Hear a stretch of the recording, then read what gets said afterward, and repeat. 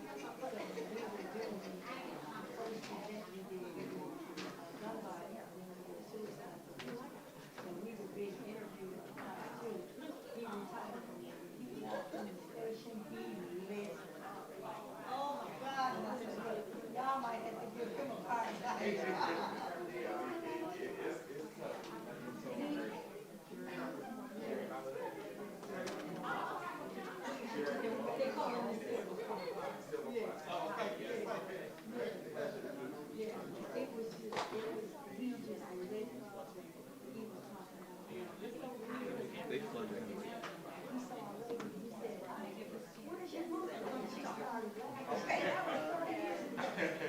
I wouldn't mind this. Not really. I just like talking a lot. Oh, yeah. She's not going to talk about suicide. In Philly. I really get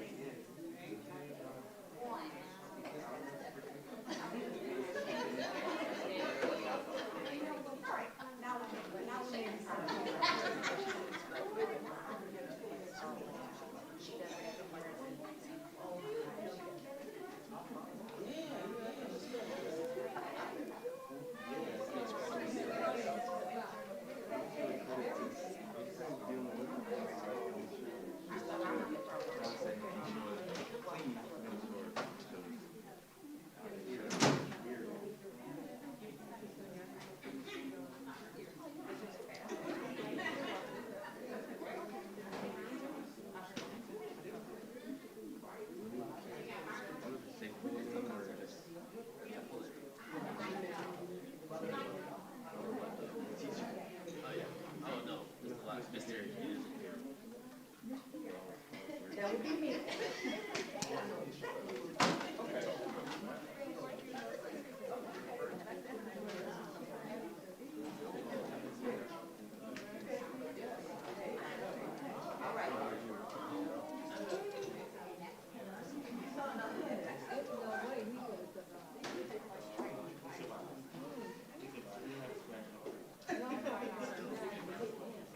the AD, well, I don't know if the AD invite him. He usually at the games. The assistant. Yeah. AD and the assistant.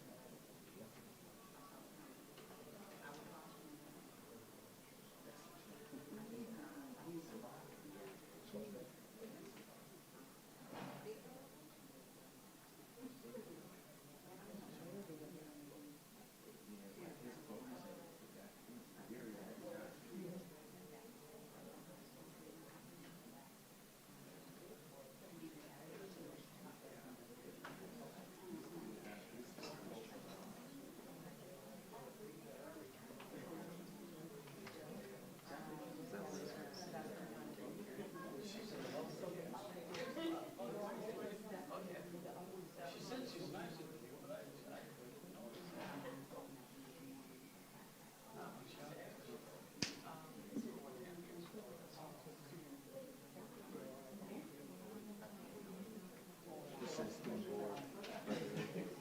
Not a member.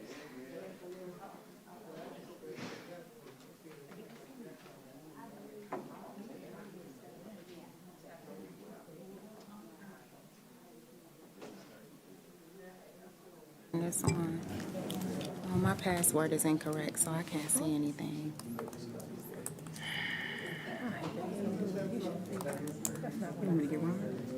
It is what it is. I ain't gonna worry about it.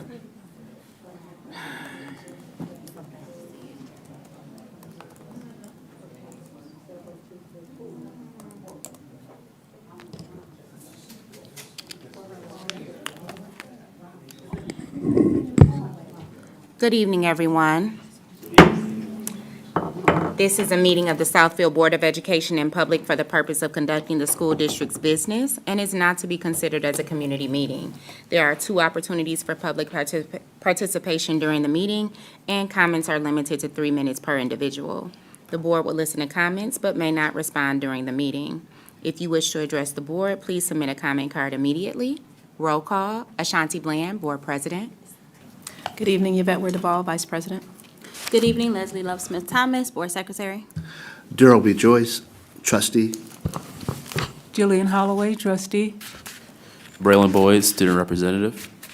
Mantrell Goodrum, student representative. Talisha Belk will be absent this evening. She is under the weather, and Trustee Johnson is on his way. Dr. Jennifer Green, Superintendent. Taking minutes this evening is Ms. Carolyn Foster. We are joined in the audience by several members of the Executive District Network team, and our technical support is being provided by M1 Studios. Thank you.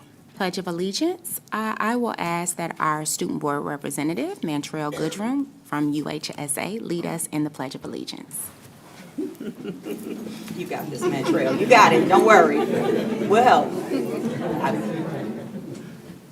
I pledge allegiance To the flag of the United States of America and to the republic for which it stands, one nation, under God, indivisible, with liberty and justice for all. Thank you. Mantrell. I wasn't that bad.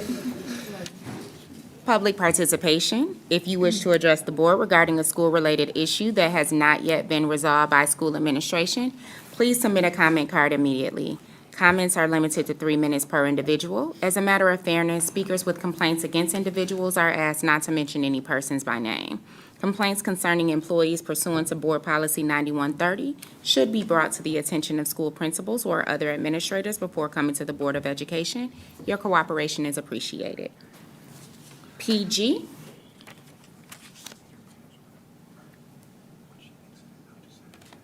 It's okay. It's no big deal. Good evening to the board members, to the superintendent, to the trustees, to the student representatives, and to the audience. My name is PG. You may remember that I came to the board talking about one of the previous town hall study sessions that we had. So the Southfield Police Chief, Elvin Barron, and the Farmington Hills Police Chief formed a collaboration to do a series of town hall study sessions. The first one we did, July 31st, was on gun violence. We had over 400 people in the city of Southfield. The second one in Farmington Hills at the Hawk, we didn't have the big crowd. I think it was the subject matter in addition to the construction, but that one was on suicide prevention. This one is going to be on domestic violence. We know that since the pandemic and even long before then, that domestic violence has been high and on the rise. But when the pandemic started and people were quarantined, mandatory quarantine, that's when a lot of the domestic violence instances came out, and I was surprised to see how many divorces, how many people didn't even really like their spouse, and they had been married for 15, 30, 35 years. They didn't like the spouse because they were spending more time with them. When you're doing that revolving door lifestyle, sometimes you don't realize who you're married to or who you love, but in any event, domestic violence is not a good thing. I found out during my research about domestic violence, we have men that are victims of domestic violence. And for any man that would not put his hands on a woman, he deserves to be applauded. But I can't envision why a woman, being the victim, usually would put her hands on a man. So I'm hoping that I can get everyone in this room to support this event and be there. It's going to be on Wednesday, November 8th at the Southfield Pavilion from 5:30 to 8:30. And we're asking the question, what are the signs? Would you be able to identify the signs just looking at a person that they were a victim of domestic violence? So please support this event and your superintendent, Dr. Martin Green. She's on the Domestic Violence Board with the Chief of Police, Elvin Barron. So I'm hoping that you come and support it. Thank you so much.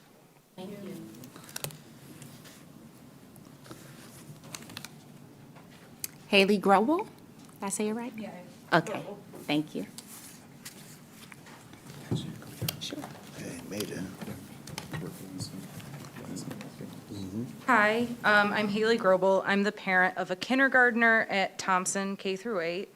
I'm going to preface this by saying that I looked through several of the agendas from the meetings over the last few months, and I don't think I saw anything regarding this issue. If I'm wrong, I would love to know when it has been discussed. I keep hearing about all the improvements happening to buildings and parking lots across the district, and it's great, and I'm glad for it. The playground at Thompson is a safety hazard. The main slide has a foot-long crack going down it, and then there's another hole that's a good 8 inches. It's a hole in the bottom of the slide, just waiting for someone to get their hand or foot stuck in it. The zip lines don't work, the paint's peeling off, it's not an accessible playground. One of my child's teachers will not use the playground for their recess and went and bought like balls and outdoor stuff to keep the kids occupied during that time because she doesn't think it's safe enough to play on the playground, which a teacher shouldn't have to do that. I think everybody knows recess and play are super vital for kids, especially when they're in elementary school. And with Vandenberg closing, we're getting more students at Thompson in the next couple of years anyway. I know that play equipment upgrades for Thompson were on the bond proposal that was passed last summer. I just couldn't find a timeline as to when that was gonna happen, and I'm just here to urge you to look into it sooner rather than later, because I don't want a kid to get hurt on it. So, that's it. Thank you. Thank you, thank you. Dwayne Jones?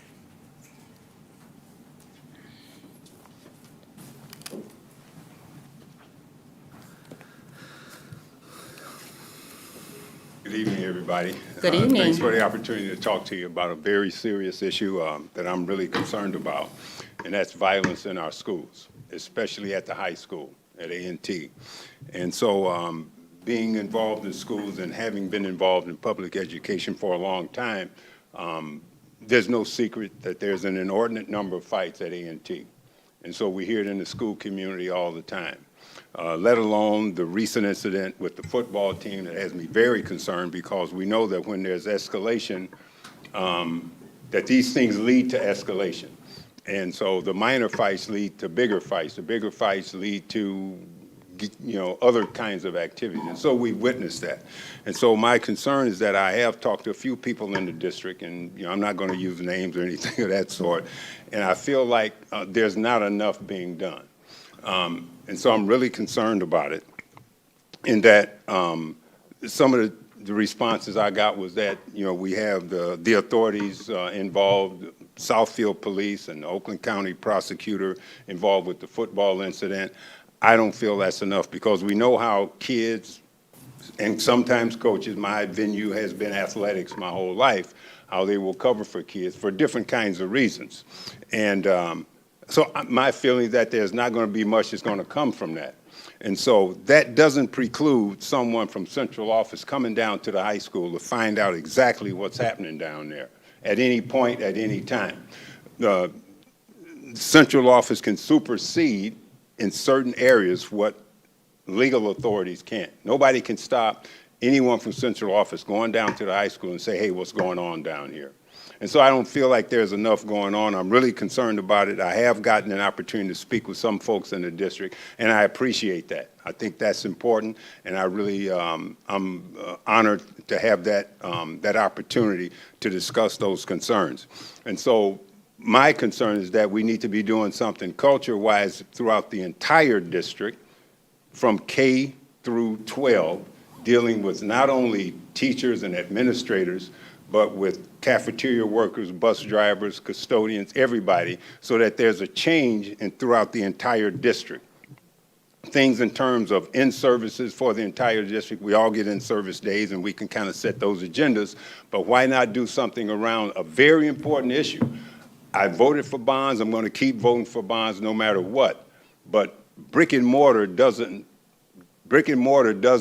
make a district. The people that's in it and the care for the kids are what's most important. And so I ask again, and that there's more that can be done. I'm looking at the clock here, and that we keep that forefront on our agenda. That's my piece. Thank you. Thank you. Thank you. Marie Banks.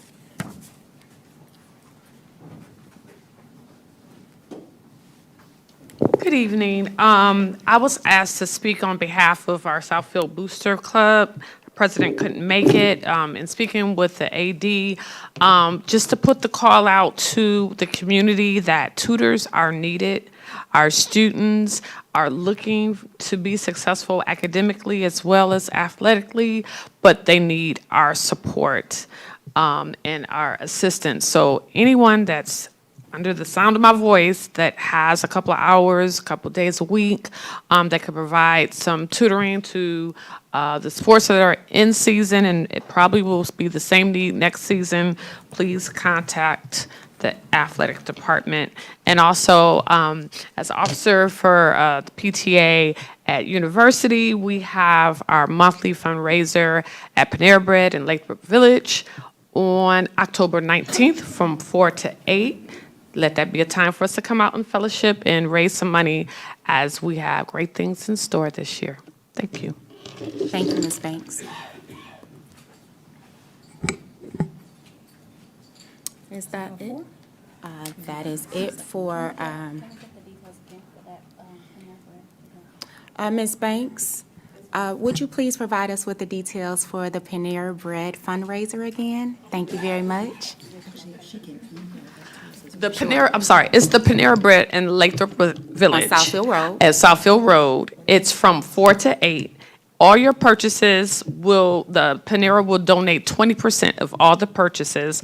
And let them know when you make a purchase to say that you're with the university PTA, and your donation will be greatly appreciated. And what's the date on that The again? date is October 19th. Okay. It's a Thursday, and we'll be doing that every third Thursday of the month. Oh, awesome. So feel free, but we don't want you to just come in and take your food and go home, sit, and let's build community again. Would you mind emailing myself, Ms. Foster, or Dr. Green that information, please? Absolutely. Thank you If very there's much. a flyer, we can get it out on our social media. Yep, we have a flyer. Okay.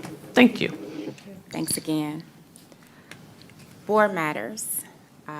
So I will let the trustees that have any board matters go first, and I will go last. Trustees, any board matters? Trustee Smith-Thomas. Thank you. Good evening, everyone. So first, I want to start by congratulating our students on a beautifully decorated and it looks like a beautiful outcome for the homecoming. I was able to kind of hang around a little bit for about an hour until I was kicked out by my daughter. And so, but it was really nice to see all the young people dressed so nicely and conducting themselves, and I know there were a couple of hiccups, and so I do want to first state that I am so appreciative for the students who felt safe enough and felt like they really wanted to change, and they really want to change the culture of their school and the things that are happening. And so they did step up, and they did report different incidents that took place. And I want to applaud Dr. Green and the team, because I know that pretty much happened pretty much right away, that it was addressed. Because I was right on top of it throughout the weekend, wanting to know what was going on, how it was being handled, and pretty early that week, it was addressed. And so those are the type of efforts that we have to continue, and I want to continue to encourage that when you know of something happening, speak up, give the information. It's going to take all of us to change the culture. And so I am appreciative of the actions that were taken pretty immediately to address that. And then also I have to shout out our volleyball team who's been doing a wonderful job. Tonight they are having their pink out game. They've been having some pretty good success this season. I've been able to jump over there from time to time whenever not having to be here. And so as they're over there right now playing, I just encourage community members to support our volleyball team because sometimes it's some of those sports, those fall sports that are not as recognized and supported. So of course, I'm going to be one of their biggest cheerleaders, and so I'm going to encourage that others do the same as well. Thank you. And I support your daughter in your quick ushering out of her homecoming events. Well, I had to get pictures. Trustees. Go in, lucky you. Trustees, are there any other board matters? I do, through the chair. Sure. I've just got a couple of things I would like to share with the community. Last week, there were a couple of us that attended the OSCBA meeting, which is a school board association for Oakland County. It was myself, Trustee Holloway, and Trustee Joyce, while others of the trustees were handling other business in the district. During this time, we talk about legislation. They update us with what's going on and what other legislation, laws, and bills are coming down the pipeline, and how we can work with our current reps to make sure that we are doing our due diligence for our students.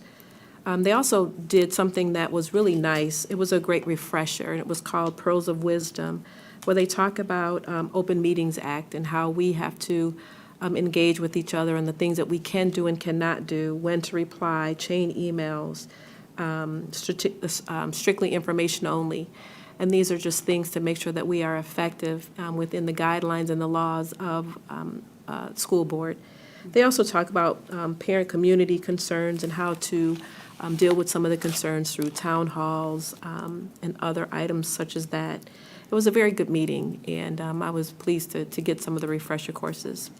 The second piece that I want to share with the community is I'm currently working on a community use, and I mentioned it before, but we are working diligently to put some policies and procedures in place with a couple of our community members and some of our board members as well that we can present to the board at a later date. We do have our third meeting, I believe it's our third meeting coming up this week, that I hope to bring a little more closure to some of the procedures and updates as we need to hone in on the use of our facilities and making sure that we are upright and standing board members for our facilities, and making sure that we limit the risk and liabilities for our district as well.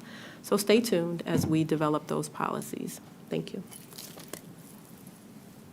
Thank you. Trustees, any other board matters? Do you have one? Trustee Johnson.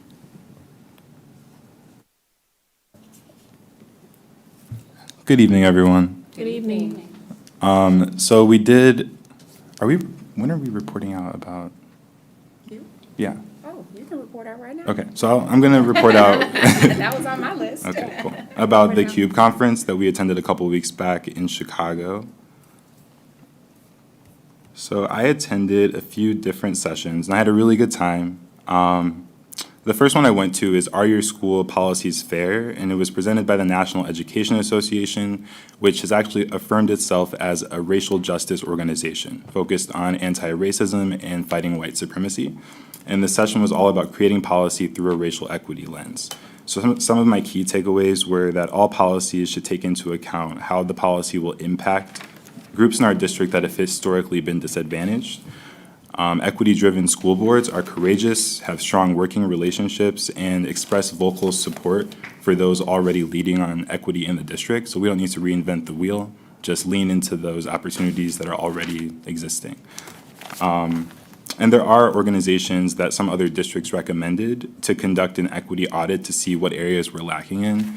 I feel that as a majority Black school district, I feel like as a board, we don't talk about diversity and inclusion enough because we feel like we might not need to as much, but there are a lot of subcultures within that culture that should be addressed as well. I also went to Radical Care, Leading for Justice in Urban School Districts. And this session was about showing students in our wider community that we care about diversity, equity, and racial justice. So some of the key takeaways there were that it's important for school districts to adopt an anti-racist stance, and it's important to lead by example by publicly resisting injustice via educational programming, board resolutions, opposing or supporting policies at the state, county, or federal level. And so an example of an educational thing that happened in the New Rochelle School District, they took students on an environmental racism tour throughout their community. So they were able to give them a history lesson and also help them understand how communities of color are disproportionately impacted by environmental issues.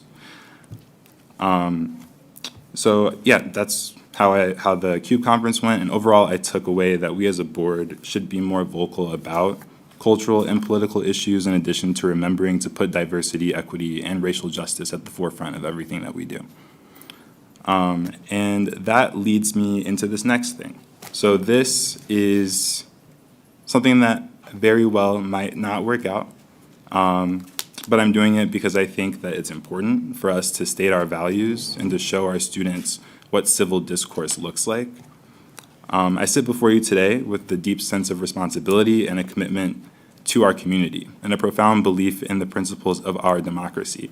As a member of the Southfield Board of Education, I believe it's essential to uphold the values that underpin our democratic processes and protect the interests of our community, which is why I'm introducing a resolution in opposition to the proposed ballot questions 1 and 2 that'll be on the ballot this November, which would convert the elected positions of city clerk and treasurer to appointed ones. Some of us might not think that this has anything to do with education or our role here, but I disagree because we're elected officials and voters in this community. And while education is sacred, so is our democracy. I have the utmost respect for our colleagues on the city council, but the city has provided inadequate reasoning and information about these proposed changes. I don't believe making our position on this known should be a point of conflict. This is the democratic process, and we're allowed to respectfully disagree. The city's argument for making these positions appointed hinges on the notion that it may attract better qualified candidates, it will save money, or that allegedly most communities do it this way. While this argument may seem appealing on the surface, we must carefully consider the broader implications of a change like this.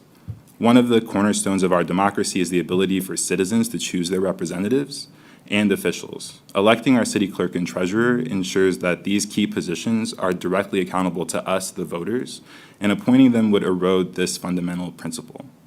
Furthermore, an appointed city clerk and treasurer may be susceptible to political pressure and influence, potentially undermining the integrity of our elections and finances. Elected officials are directly accountable to the people, making us more likely or less likely to yield to external political influences. Empowering the City Council to appoint these positions diminishes community involvement in critical aspects of our local governance. Residents should have a say in selecting individuals who oversee our elections and our tax dollars. Elected officials ensure that our voices are heard. While some municipalities have appointed city clerks and treasurers, many others still elect these positions, reflecting the diversity of our nation's governance structures. We don't all have to be the same. And we should not adopt changes simply because of trends, but rather consider what's good for the people here in Southfield. Recent events at the national level serve as a reminder of the importance of having independent election officials. Attempting to undermine the democratic process elsewhere underscores the need for us to safeguard our elections here in Southfield. As members of the Southfield Board of Education, we recognize the vital role that education plays in shaping our future citizens and leaders. Our students learn about the principles of democracy, civic engagement, and the importance of our democratic institutions. By opposing this proposed ballot question, we uphold these values and set a powerful example for our students. Our duty is not to just educate, but to protect and preserve the very essence of our democratic way of life. I urge you to support the resolution, my fellow trustees, against these proposals, ensuring that our community remains steadfast in its commitment to democracy, accountability, and the will of the people. Together, we can protect the integrity of our local elections and financial management, while setting an example of responsible civic engagement for our students and district. So should I move to approve, open for discussion? So it's not an action item, Okay. and it's not an agenda item. What did happen was you introduced the resolution, which I would urge the members of this board, we have a study session in 2 weeks because I think it garners further discussion. I'm only speaking for myself. I can't speak for the other 6 members, but I would prefer, before making this an actionable item, to actually be able to discuss what our stance is. I don't think that this evening is the time, because I think we need more facts. I was at a meeting last week, and I don't think that all the facts were presented. So I would love for, as a board, if there is a town hall that will be introduced for the city, for us to get some more information from there before we introduce or vote on a resolution. I think that a resolution could be impacted either way by data and facts. So that is my ask of this board. Trustees, please feel free to weigh in. But I would definitely, I would not put a motion on the table right now to open that item or make it an item on the agenda, but I am very open to more discussion. And I'll just say, while I respect that, Election Day is in 4 weeks, and the city, over the course of this year, has had every opportunity to let us know what was in this, or what their reasoning behind this was. And we hosted a town hall, or the Southfield Lathrop Village Democratic Club hosted a town hall, because the city, after multiple requests, would not do it. So in the next 4 weeks, I don't expect to receive any additional information that'll change our minds. I know I've spoken to all the board members behind the table, but I defer to you all. I mean, I think what you said is fair. I just believe in everybody having the same amount of data, and from what I know, everybody at this table was not at that town hall. So that means that we do not all have the same level of information. I believe in being well-informed. Having a lack of information can cause people to make horrible decisions. I'm not one to quicken or hasten to make a decision based on being put on the spot. I respect you. But I would say that it would not be fair to our community, as the Board of Education, into this school district, to move that right now without having a conversation where we can have open dialogue and respect people's time. So that would be my ask at this moment. And it's not because the election is coming quickly. We've seen what the city did over the last year, but respectfully, I am not the city council. We are the Board of Education, so our business stands with this agenda at this moment. I only speak for myself, but anyone else who would like to weigh in, please do so. But that is my perspective. Through the chair? Yes, ma'am. I do agree with President Bland, Trustee Johnson. Individually, it's a different lens, but as the Board of Education, which is where I sit right at this moment, I do believe there's information that I deserve to understand holistically before I can make that decision as a member of the board. Board President Bland has pointed out some very important points. I was not able to go to the town hall as I was someplace else. And I would like to understand what all of the facts are prior to bringing it to this table, with respect to you. Thank you. I do agree, and we did speak, and I did share with you my thoughts and feelings about it. So let me just be clear. Leslie Love Smith Thomas, who was elected by the residents of the city of Southfield, we can have a conversation outside of JWE about any of the proposals and/or candidates that I support and/or endorse or do not. However, as a member of the Board of Education in this role, I have to always lean on the decisions we make as a collective body, and understanding that the Board of Education and the City Council are two separate entities. And I know that we have had many years of concern of even the residents sometimes being not fully educated or understanding the difference of the roles, and that we're two separate entities. There's not one over the other. We can choose to collaborate, or we can choose to have differences of opinions on different matters, as we have over the years that I've sat here in the seat.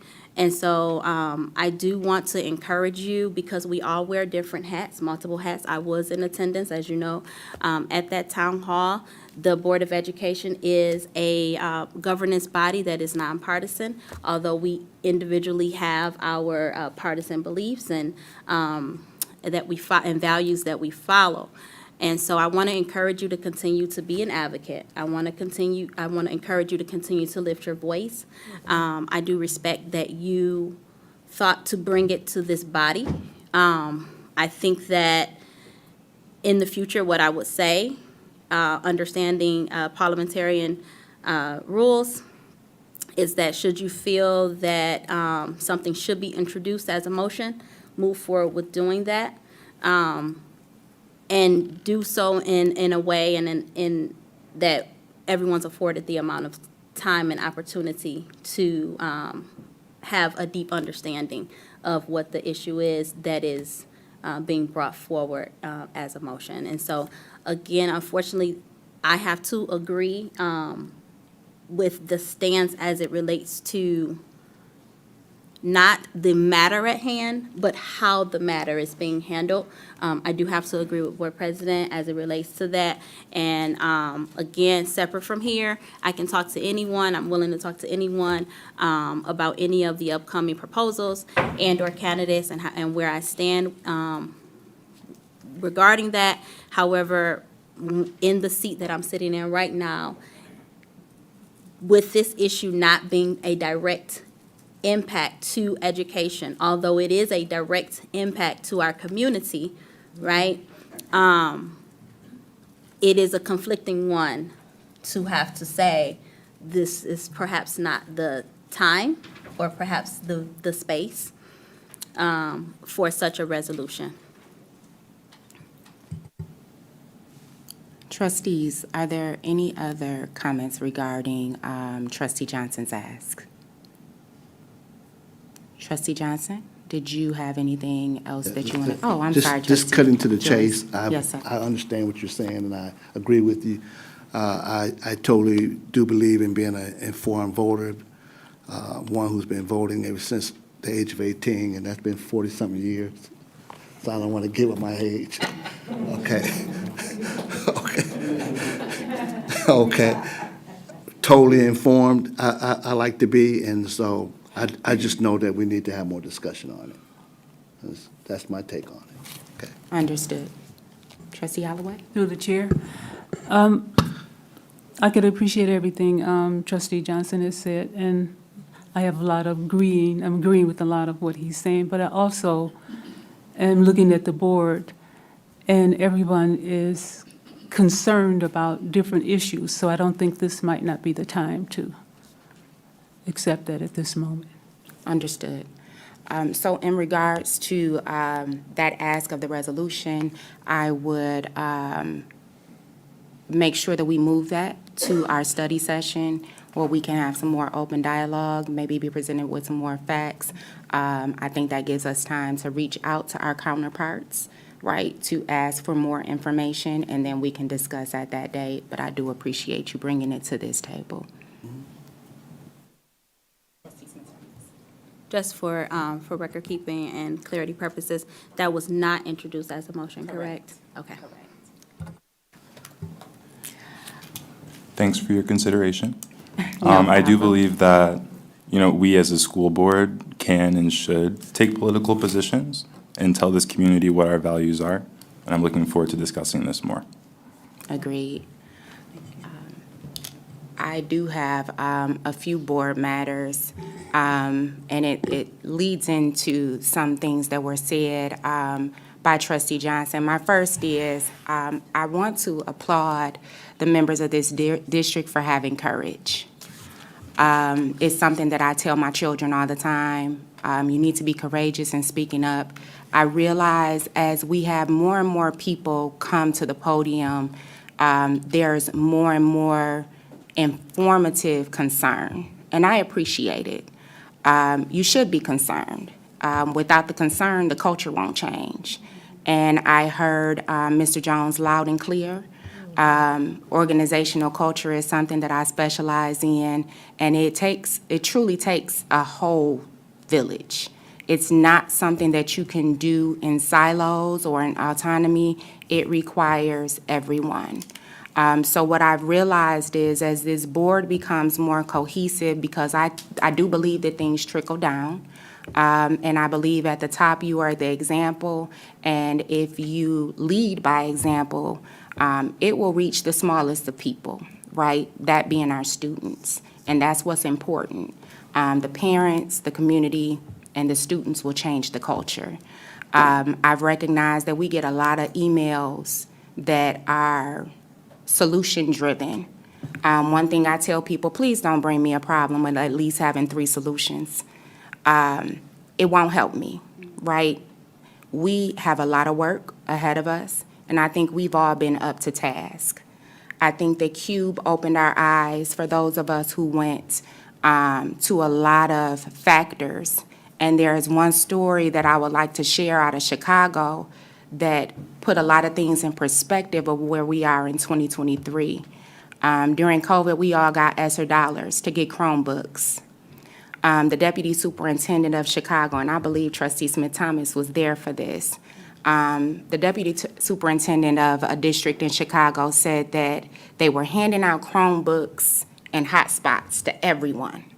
And she was excited because some of these children had never held a device. And she said she saw this mother, and she said the mother was glaring, mad. And she said immediately she got defensive. How could you be mad? And we giving you this technology and this Verizon hotspot. You're going to be able to watch YouTube. You know, you can do some things with this. I mean, and that was her perspective. So she said that she walked over there in her stilettos, and she talked to that mom and said, "You don't look happy. Did we do something wrong?" And she looked at her and said, "Ma'am, I don't have electricity." And it stopped me cold because I do live in a bubble, right? I pay my $7 for a dozen eggs. You see what I'm saying? But some people are deciding whether they buy eggs or pay electricity. And we take those things for granted. And that is the conversation that we need to be having outside of some of these smaller things. We need to have the courage to be vulnerable. There are people out here that need help. Our children are those people. So I encourage everyone in this room to continue being courageous, continue reaching out to us, continue holding your counterparts accountable. We hear that word a lot. I believe in it. I know what it means. If I do something wrong, I will fall on the sword at any given time, and I've done it in front of you all. So I just ask that as a community, you continue to hold us accountable, but we can do it with grace. We can do it with love. I tell people when we fire people, let's love them out the door. You don't have to be rude, and you don't have to be mean and spiteful.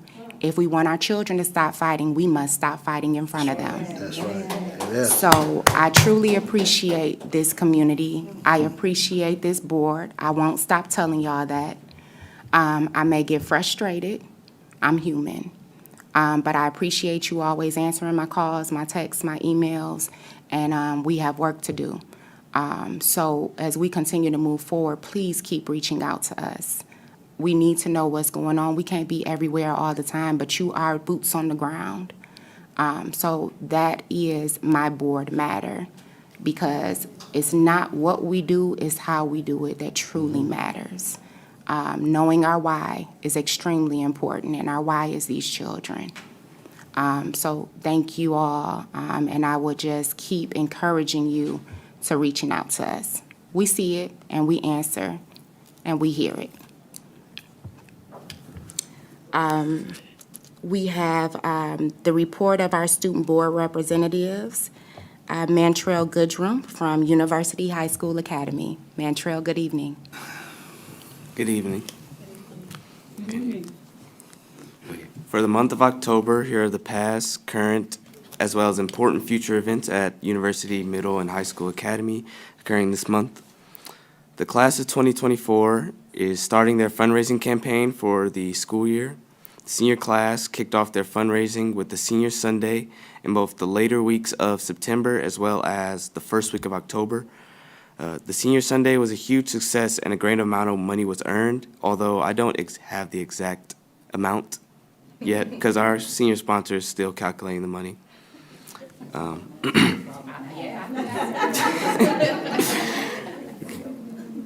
From October 18th until October 22nd, the senior class of 2024 will be starting up and running their class of 2024 Double Good popcorn program. Each senior will have their own virtual store where parents, relatives, family, friends, and even other students can purchase popcorn. So please make sure to show some support for the UHSA class of 2024. I would also like to give a big thank you to our 2024 senior sponsor, Mr. Carey, for all his hard work and support. Senior dues are also coming up, so make sure to remember the date. The first half of senior dues can be paid starting November 1st during lunchtime only.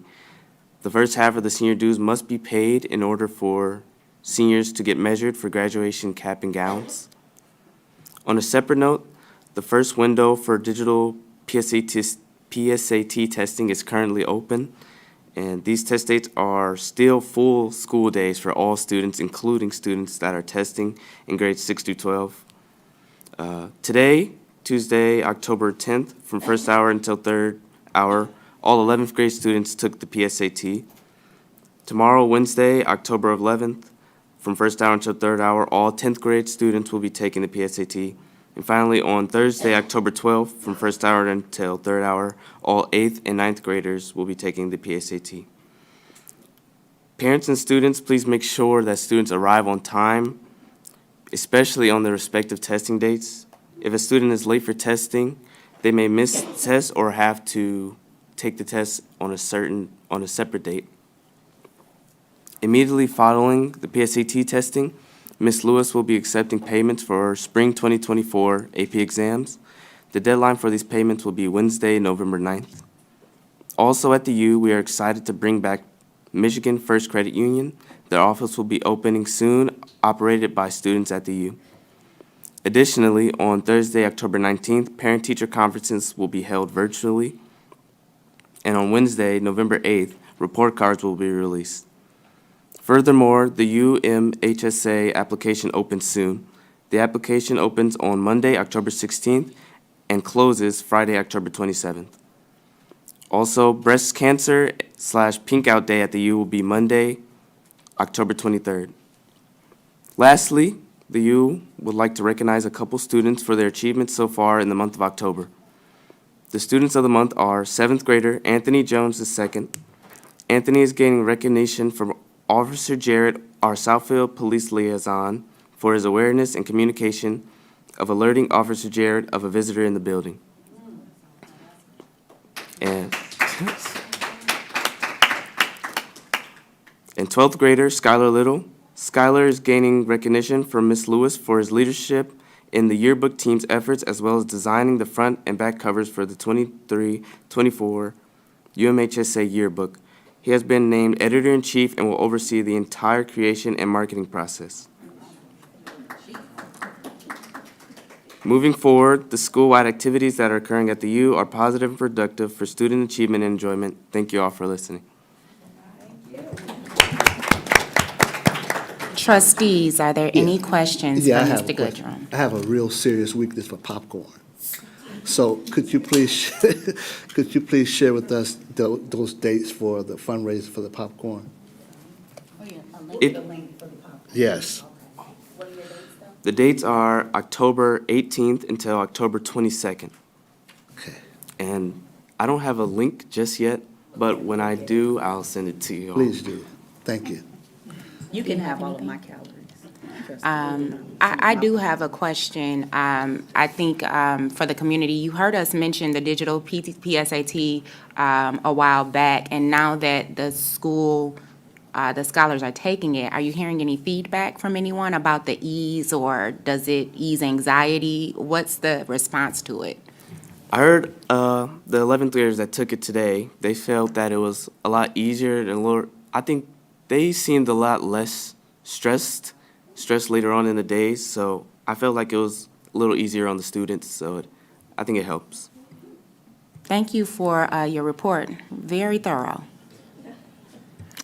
Now we will hear from our Question. Southfield. Oh, Through I'm the chair. sorry. Okay, I didn't. Mr. Goodrum, those two students, what were their names? The one student about, So The- seventh grader Anthony Jones the second and You said 12th Anthony? grader, yeah, Anthony Jones the second. Board President, if it's the pleasure of the board, I can send everyone a copy of the Youth Scoop, which is their student newspaper that has both students highlighted so that you can not only read about the students, but you can see that's their what I photos want. as well. Yeah. Yes. Okay, great. Thank you. Anyone else? Hearing none.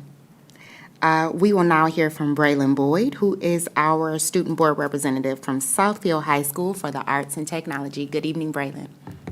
Good evening, everybody. All right, since our last board meeting, Southfield A&T has had so many wonderful events that I'm eager to share. So here are some of the upcoming events that occurred in September, as well as what we have coming up in October. On September 18th, Principal Reese introduced Warrior of the Week. This is something that highlights a student for doing something immaculate in the school. So during our weekly seminar meeting that we have on Monday, called Reese's Pieces, he spun a creaky wheel of names of students who have been entered for doing something that a teacher recommended them for. Over 35 names were entered into the first wheel, and Mr. Braylon Boyd won the first one.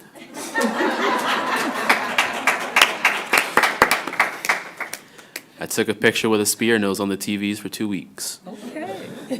This month, our radio productions class has been working hard to bring back our radio station. And today, I'm proud to say that after nearly a decade, 8 years, Southfield A&T radio station is now back online. The class has been working hard to really put it out there. On September 26th, we had many HBCUs come and visit Southfield A&T. Students could go around to different tables inside the gymnasium, learn and inquire about every school that came. This allowed for students who may not be able to travel to different schools and visits to still have the experience of meeting professionals and someone from that school. On September 27th, the Warriors School Store, which is called the Warriors Den, had its grand opening, and we prepared for homecoming later in that week. Students were excited to buy snacks in the school and support our group called BPA, which is Business Professionals of America. Most of the funds for the school store will be put towards conference and trips for the school store staff. The day was finally here, Friday, September 29th. This is the day of our homecoming game and our pep rally. The pep rally was organized and put together by student council, and it had amazing reviews. We had the marching band performance, dance performance, tug of war, and so much more to make this event memorable. We had a lot of good feedback from this pep rally, and we're excited that everybody liked it. We then announced all of our homecoming royalty winners for 9th, 10th, and 11th grade. That night, we had our homecoming game, which had amazing attendance from our community, including most of the board members that I see here today. We were victorious and won our homecoming game from 40-0. September 30th, homecoming setup began at approximately 8 in the morning. We had to prepare for amazing attendance, and we built an Eiffel Tower that took 9 hours to build. We didn't finish, unfortunately. It was too tall. We had amazing attendance, good food, good reviews, as well as a few hiccups that occurred. Everybody still had a fun time, and I'm glad that I could be a part of that. On November 15th, we are hosting our annual senior pinning for the class of 2024. We plan to bring an elegant twist to this senior pinning, and we are excited to see all of our seniors come out with their families so we can all bond and meet together. These are some of the main events that happened this past month, including our testing that is happening today, tomorrow, and Thursday. And I will be excited to come back next month to share the next events that happened at Southfield A&T. Thank you all. Thank you. Trustee Smith Thomas. Thank you. Mr. Boyd, you mentioned about the Warrior of the Week. Is there an incentive? I know you said you took a picture, it was on the screens. There is an incentive. So the first thing is, obviously, you get recognition from the whole staff. You take a picture with the spear, and it's put into the yearbook for all the Warriors of the Week for Oh, nice. that year. As well as Principal Reese buys you some to eat. So Okay, wonderful. That's the part I was looking Yeah. for. I wanted to know how would someone support those efforts. of course. So, And teachers are real big on making sure they recommend someone because it's good recognition, and plus, who doesn't want their name called out on a little creaky wheel on Reese's Pieces? So, so a it's gift nice. card, Chick-fil-A, is that good for you? I'm pretty sure he might work on that soon. Okay, all right. I'll I'll reach get out to him about that. recommendations, Thank that, I know that they were looking for donations, so I'll ask what types of donations. I did have an opportunity to attend the Reese's Pieces Yeah. last week and turn the squeaky wheel and pull out the name. And there were quite a few students in that barrel, so it was very good to see how many students had actually been recommended for the Warrior of the Week. Very good. Did anyone else have any questions for Braylon? I just want to say that it was awesome seeing you at the homecoming game. You were representing as a student board rep. Of course. Made us very proud. I like that you were so humble about stating your win. I was thinking it was going to be a mercy game because it was blowout I from know, right? beginning to end. So congratulations. And I also would like to highlight that there were no incidents at that game. Those young people were very, very respectful, and it was a really good turnout. Oh, and let me thank the Alumni Association for coming out and supporting. They had a tent, and it was good to see everyone. So, Braylon and Mantrell, this is the time, since I know that you are testing, you have the option to leave now if you like. You also have the option to stay, but if you do need to be dismissed to get to some schoolwork or some studying, please feel free to go. And again, great job. You make us proud. Thank you. You're welcome.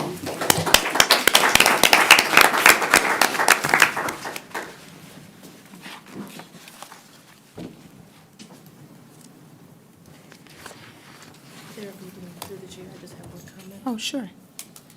As the gentlemen are leaving, it was really good to see Braylon at our homecoming game, and the caveat to it all is that he was hanging out with our previous student rep, King Twitty. He was. So it was really good to see these young men working together and collaborating and having a great time, and like Board President said, celebrating the win in so many other ways. Thank you so much. We will now have the report of the superintendent. Good evening, Board President, Board Trustees assembled, and community. Those two young men make us all extremely proud, and they are the face of the Southfield Public School District, and they are changing the culture one student at a time. So very proud of the work that they're doing. You were all very accurate in that we need to be well-informed to all the changes that are going through Lansing, going through locally, going through Lansing, and going through at the federal level. There are a few that I wish to highlight for you today that will have direct impact on our schools specifically. Earlier today, the governor did sign into law with immediate effect changes to the retirement rules under House Bill 4752. And this will afford our retirees to come back after a 6-month sit-out period instead of the 9-month sit-out period. It does have a 5-year sunset date, so we will most likely be having this conversation 5 years from now as well. It also affords those individuals that are in that 6-month window, if they so choose to come back and work for a school district as a substitute teacher or in any other capacity, excluding that of superintendent, they can earn up to $15,100 during that that time. So again, substitute teaching is always an option for our highly effective teachers that have gone on to retire. So any retirees within earshot of this message, we welcome you to come back after that 6-month time period. So very, very pleased to see that one moving forward, but not so pleased to see some others that may cause disruption in our schools, one of which is a Senate Bill 463, and that's surrounding FAFSA. And we hear FAFSA and we think, oh, it's a great thing. Students complete it, they qualify for scholarships, they qualify for Pell Grants, different financial aid to go off to college. That sounds exceptional in theory. When you're tying it to whether or not a young person can graduate, it can be detrimental. Again, as the senior educational leader for the district, I am strongly opposed to anything that will prohibit a child from graduating based on another entity completing a form. And sometimes children don't have the adult in their home to complete the FAFSA form on their behalf.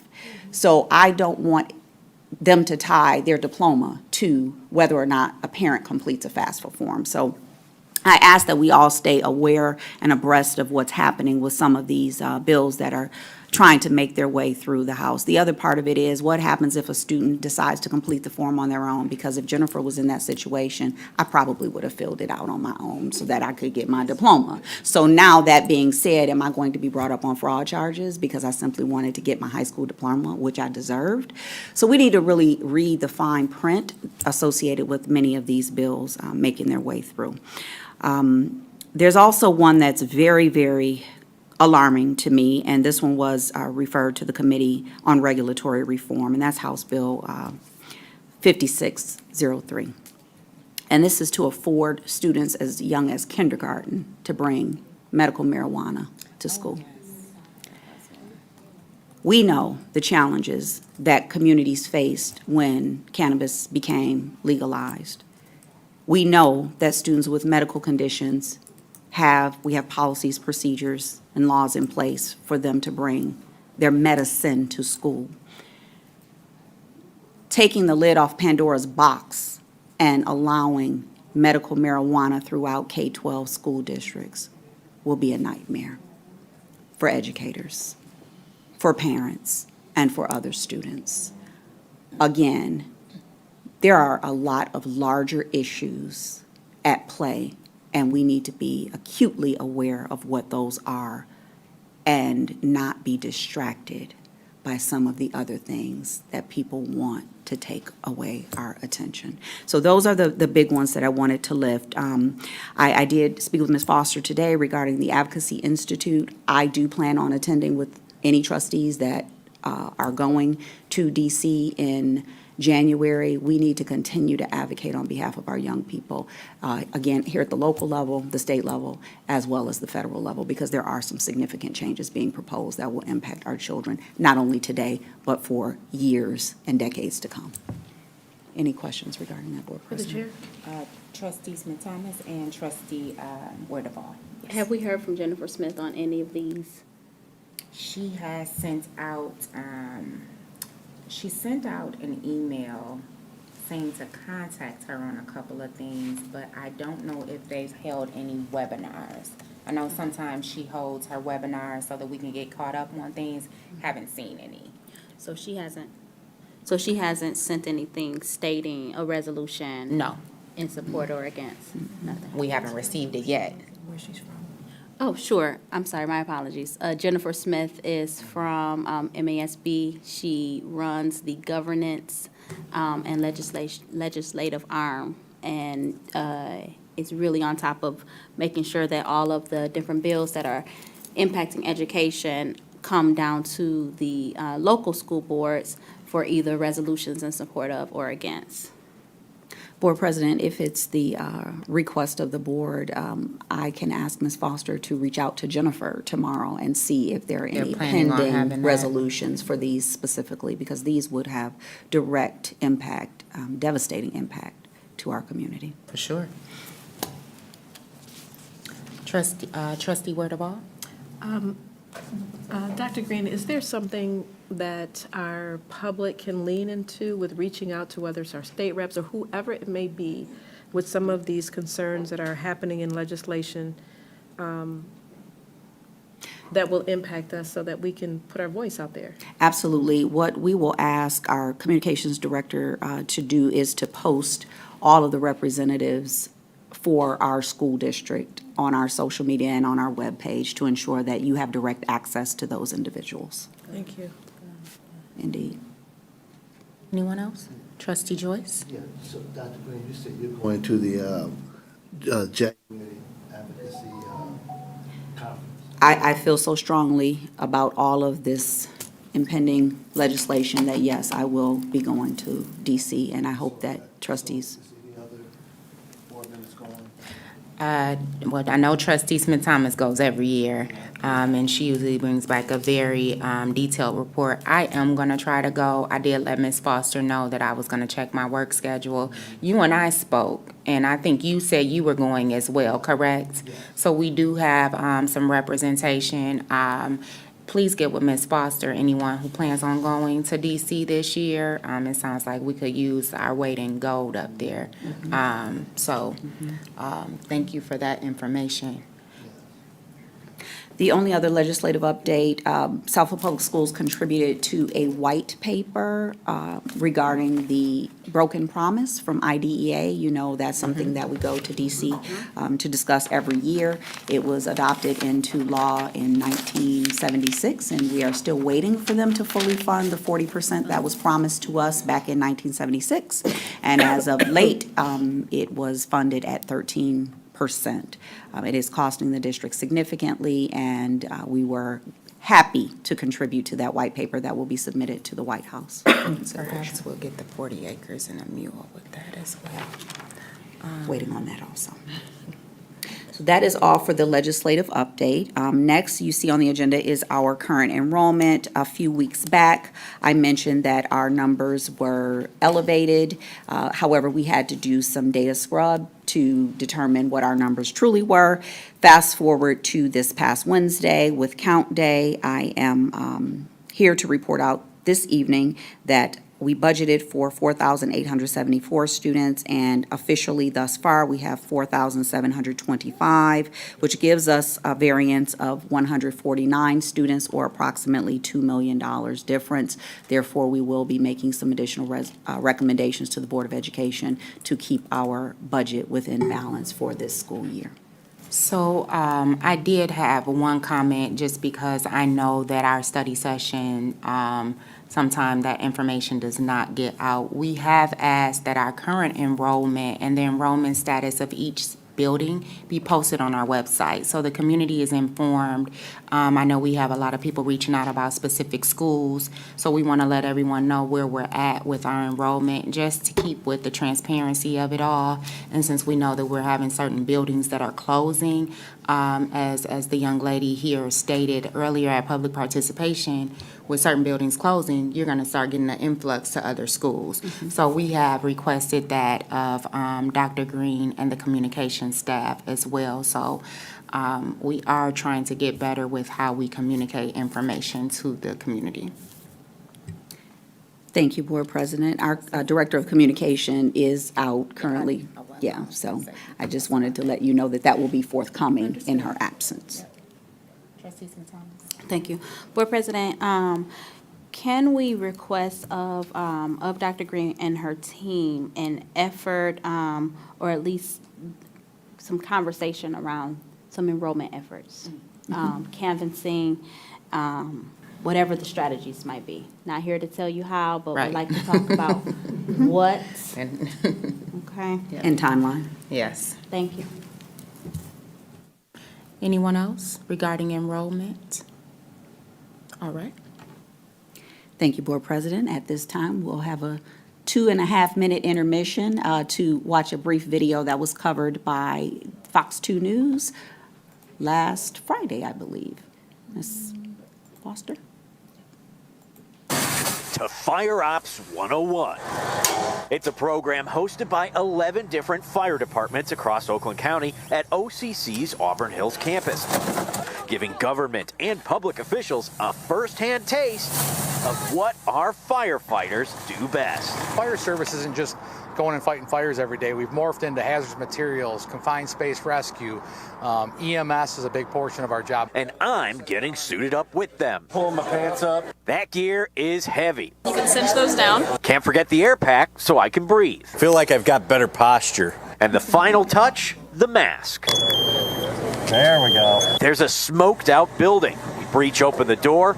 I'm going in. And then we find out the hard way that It's not like the movies. you have to hold the hose tightly, like a lifeline, because billowing smoke blocks your vision. You can't even feel anything because of your gloves. Whoops. After only a few minutes of stumbling around, which felt like 30 minutes, It's hard to see. I'm trying to grab the hose as I go along. we finally make it out. It was so dark, I didn't even know Mike was in front of me. All I could see was like the tank had a glowing thing on the back of it of the person that was in front of me. Then we find out real smoke is even darker than that and burns black. I already had respect, but it just went up a few notches. The amount of physical exertion involved, the amount of teamwork involved, they really have to trust each other. That's Pontiac Mayor Tim Grimel putting out a car fire. I tried my hand at it too.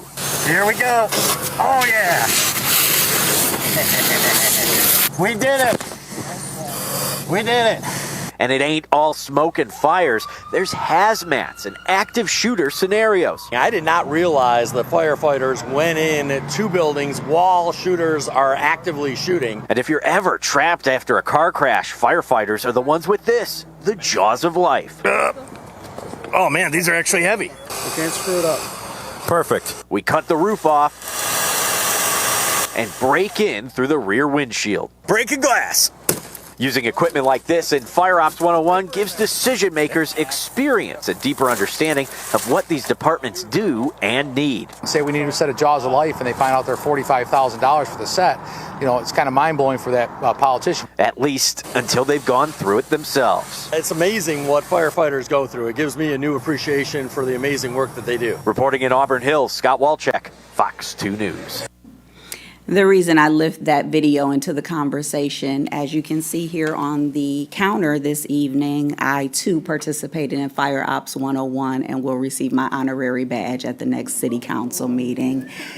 It was a very intense day. We had a car fire, a trench rescue, a chemical spill, a house fire, an active shooter drill, and a car accident, which was an actual extraction where we did break the windows, take the doors off, and peel back the roof of the car. So it was exhausting. And we have the utmost respect for our firefighters. So thank you to Chief Menifee, to our handlers, Lieutenant DaCosta and Lieutenant Chestnut, and all other members of Oakway. The reason that I wished to engage in this training is due in part to us starting a fire academy. And I wholeheartedly believe that as, again, the educational leaders in this district, if we are not able or willing to fully engage in the curriculum to know what our children will experience, then we should not start an academy that we're not willing to do ourselves. So I have firsthand knowledge now of what our children will learn, and I'm very proud of the work that they're doing. This is our first class, and we do have 8 students enrolled in our fire academy this year.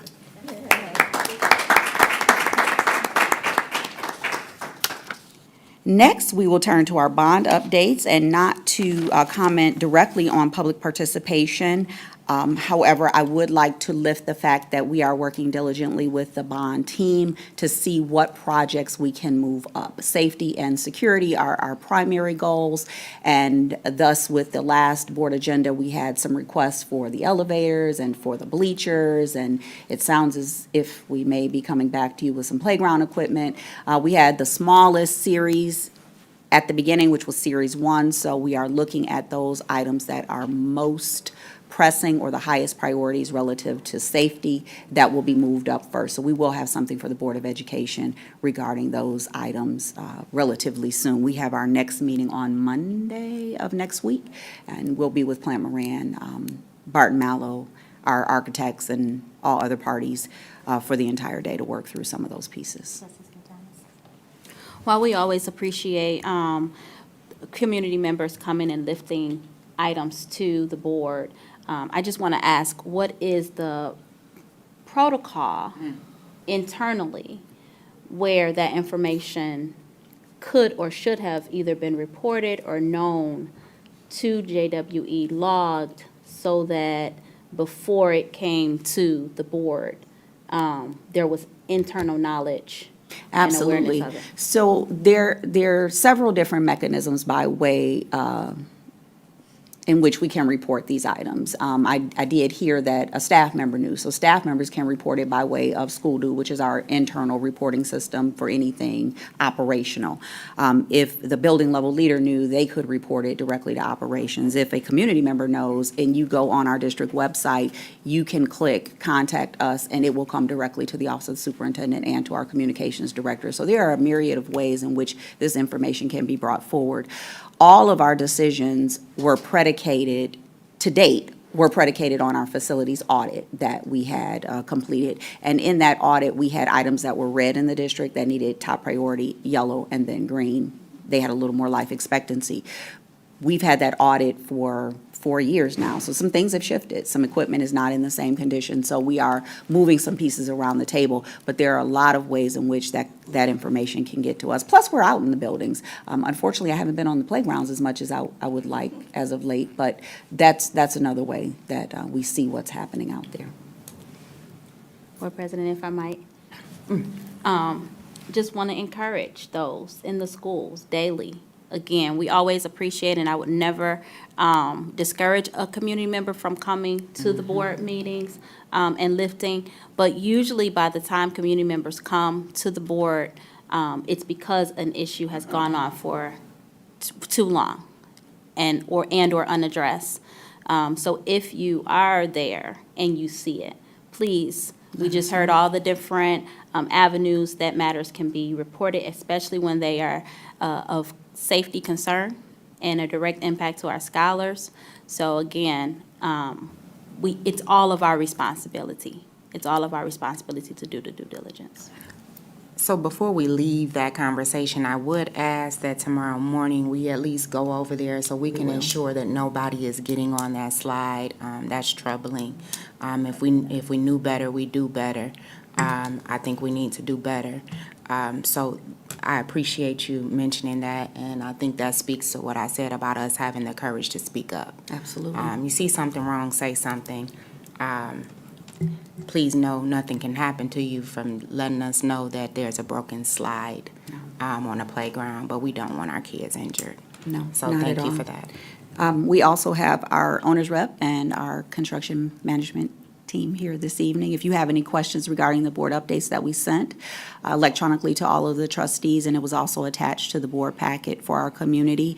Most recently, actually starting today, we did have the move management team back at Adler Elementary to move out the remainder of the furniture as we've looked to expand the scope of work while the Adler family is being housed at Eisenhower. So we initially started the scope with just doing the windows and doors and the secure entry, and now it's morphed into making sure that we have all of the abatement taken care of, the lights, the flooring, the roof, et cetera, the painting. So once they come back, they will come back to a completely renovated space. And over here to our far left, you will see some of the finishes that will be in the new main office there at Adler Elementary upon their return. So the move management will occur. It did occur today, and it will continue through tomorrow. That is an active construction site. Another thing that is important to lift, we've had a couple community members reach out to us relative to the pothole repairs and the sidewalk repairs at the University and MacArthur campus. We did the emergency repairs only. We were not refilling the entire parking lot, so we have to be very careful in our balancing act of ensuring that everything is safe for the temporary time in which we will occupy that space before we raise that entire campus and build a new school on that campus.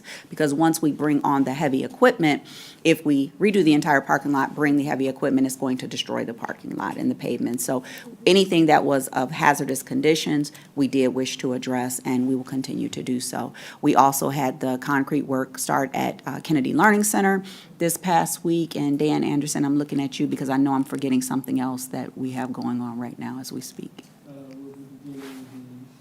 To the microphone, sir. Thank you. Good evening, everyone. Good evening. Just to clarify, we'll be beginning the chiller replacement project at Bussey starting next yes, week. I knew it was something else forthcoming. So that's great. The last several summers, you may recall, we had the temporary unit in place at the Bussey Early Childhood Center. So I'm sure that Dr. Thompson and all of our baby scholars will be happy to get permanent air conditioning there. Any questions for our bond team? Trustee Santana. Oh, thank you. Can you speak to the change order for, I'm referencing report 6241? So that was the specific change order for the parking lot at MacArthur. TJ? Good evening. So the reason for the change order at the parking lot there is this was an amount that was above the contingency that was initially, so this is the difference that's being requested. And that was due in part to going back to replacing the concrete and the curbs in those hazardous conditions. But to understand, this isn't a different quote. No, this is, if you recall, during the last meeting when we adopted the governance procedures, this is still within our scope. So that's why it's put under information, and any time that it's above the 10% contingency that was already built into the original request, we will bring it back before the board as an information item. Okay. Thank you. Again, to improve our transparency. Anyone else? Okay. Thank you. I guess we'll see you back. Thank you, in a team. minute. Oh, I think Trustee Holloway had a Through the question. chair, it's not a Don't go too bond far. question. Okay, it's not a bond question? Oh, okay. Okay. No, it's not. It's about the short video that you showed about the fire. Fire ops? Yeah, the fire ops. I was wondering, do the students get any information or any of the fire department personnel coming out, talking to them about fire safety? Because Halloween is coming up now. And I was just wondering if they get a video or some type of conversation from a firefighter. Yes, how to stay actually, we safe. have a very strong partnership with the Southfield Fire Department and the Southfield Police Department. They come in on a myriad of topics. Earlier today, there were calendars dropped off for our second and third graders district-wide from the fire department with a lot of different topics relative to safety. This fire academy is actually taught by a Southfield Fire Department. I don't know what his official title is. I think he's a captain. But he's coming back and actually teaching the classes there. So we do have a lot of engagement with our police officers as well as our fire department on safety. To your point of the upcoming holiday that many celebrate, there is something around a blue pumpkin that I wanted to lift into the conversation. It's been on the news most recently, and it is used to identify students that may have autism, and it was specifically focusing on how to engage with those students. So if you see someone with a blue pumpkin versus that of an orange pumpkin or jack-o'-lantern, approach them with less noise, but engage them as you would any other student. But it's the noise factor that's the big factor with students with those blue jack-o'-lanterns. And I know we're going to have some trunk or treats district-wide, so I wanted to lift that in the conversation. I'm glad you did lift it, just because I know many of our schools have autistic children. If that's possible, to get our building leadership to send something out in their newsletter so parents understand. Everybody doesn't have the same understanding of what that looks like for that demographic of student. And I think it's fair when we talk about inclusivity, right? Being inclusive means everyone. Absolutely. And I think that's just a teachable thing, right? So I'm glad you lifted that. And I see Ms. Lightsey and her mindfulness and always reaching every child. So I know that is definitely something that we should talk to our kids about. So I would love Indeed. for us to get that out to parents. And Director Smith is in the audience this I evening saw as her well. nodding her head. I was about to ask her to come to the podium and tell us a little bit more about these blue jack-o'-lanterns, but I didn't want to embarrass her. And Well, you did a good job, Dr. Green. We so- will ask that she puts together some specific language that is universal for all of our buildings so that they're sharing the same message and not sharing different messages relative to that matter. Thank you for that. Absolutely. Next, under the report of the superintendent is Bussey's director's report. You all have a copy of that in your packet, as well as the community has a copy of that in their packet. Dr. Thompson is here this evening, so we'll ask her to come to the podium to address any questions that one may have relative to the Bussey Head Start report. Good evening, Board President and Good evening, Dr. trustees and Dr. Thompson. Green. It's nice to be here this evening. So, as Dr. Green mentioned, I did share my board report. I wanted to start out with the enrollment piece. We're looking pretty good on enrollment.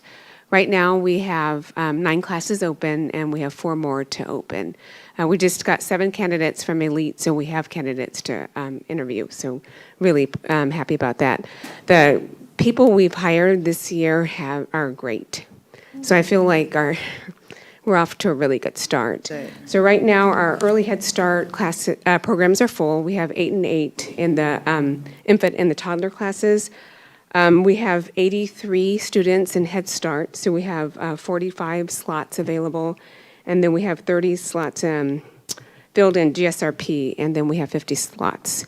So currently, we have 3 Head Start classrooms open, 3 Head Start GSRP, the blends open, 1 GSRP, and then both of the baby classes. So just 4 more, 1 more Head Start, 1 more Head Start GSRP, and then 2 more GSRP classes. So looking good. And we do have kids, we have a classroom, we're just waiting for staff for our Head Start, for the 4th Head Start class. So that'll open next. We need to be 97% enrolled by April 4th, 2024, in order to not be in jeopardy of losing funding. But we're confident that we'll reach that. We're currently at 58% enrollment. We draw a lot of our kids from DHS, from WIC, we get a lot of our students from through word of mouth. So Bussey has a reputation, so people come from lots of different places, Oakland County and from Wayne County. We have our enrollment advertised on marquees, Facebook, and then on our website. So we have, this year, we've noted that we have a more diverse population. So students from Yemen and different African countries and that. So it's nice to have that diversity. And then we have students with disabilities and students who are in the referral process, who will be entering the referral process. So I'm going to interject for one moment because I heard about Facebook and things like that, but I also think there's an opportunity to collaborate inter-district because you have schools with students that have young siblings. So I would ask you to lean into your village, right? And find out whose kids are having little brothers and sisters and grab them too, right? Because it starts there. We want to build this up. We don't always necessarily have to build it out. We need to keep the district, children in the district. And if they start at Bussey and you have a beautiful program, they will keep their children here. So it's going to start with you. Facebook is great. I love it. I don't. I love it for marketing purposes. But I think lean into your elementary schools and your K-8s. I think there's an opportunity there for us to grab some of those children as well. So I appreciate you telling us how you plan, because that's a big lift, right? I don't think we should be naive to hear we're at 58% and we need to get to 97 by April. So I think it's all hands on deck, right? Okay. Definitely. And we have had some people who've been to open houses and have referred siblings to us as well. So, yeah, that has happened. So. Thank you for raising that, too. I do appreciate that. So for our waiting list, we're not full yet, so we'll have more people on our waiting list once we get full. But we do have people that we're processing and trying to get into classrooms as we get new staff. Our average daily attendance for the month of September, so the numbers that I'm sharing now are for the month of September. So we had 80% average daily attendance, and our goal is 85%. So we are tracking that diligently through Child Plus. Our family service workers have been working with classroom teachers, so we have 3 assigned to the various classrooms.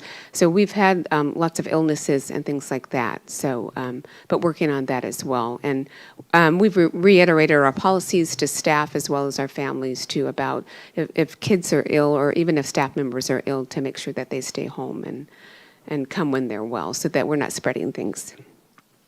For our child adult care program, or CACFP, for the month of September, we served 4,438 meals, and that includes breakfast, lunch, and snack. We had some concerns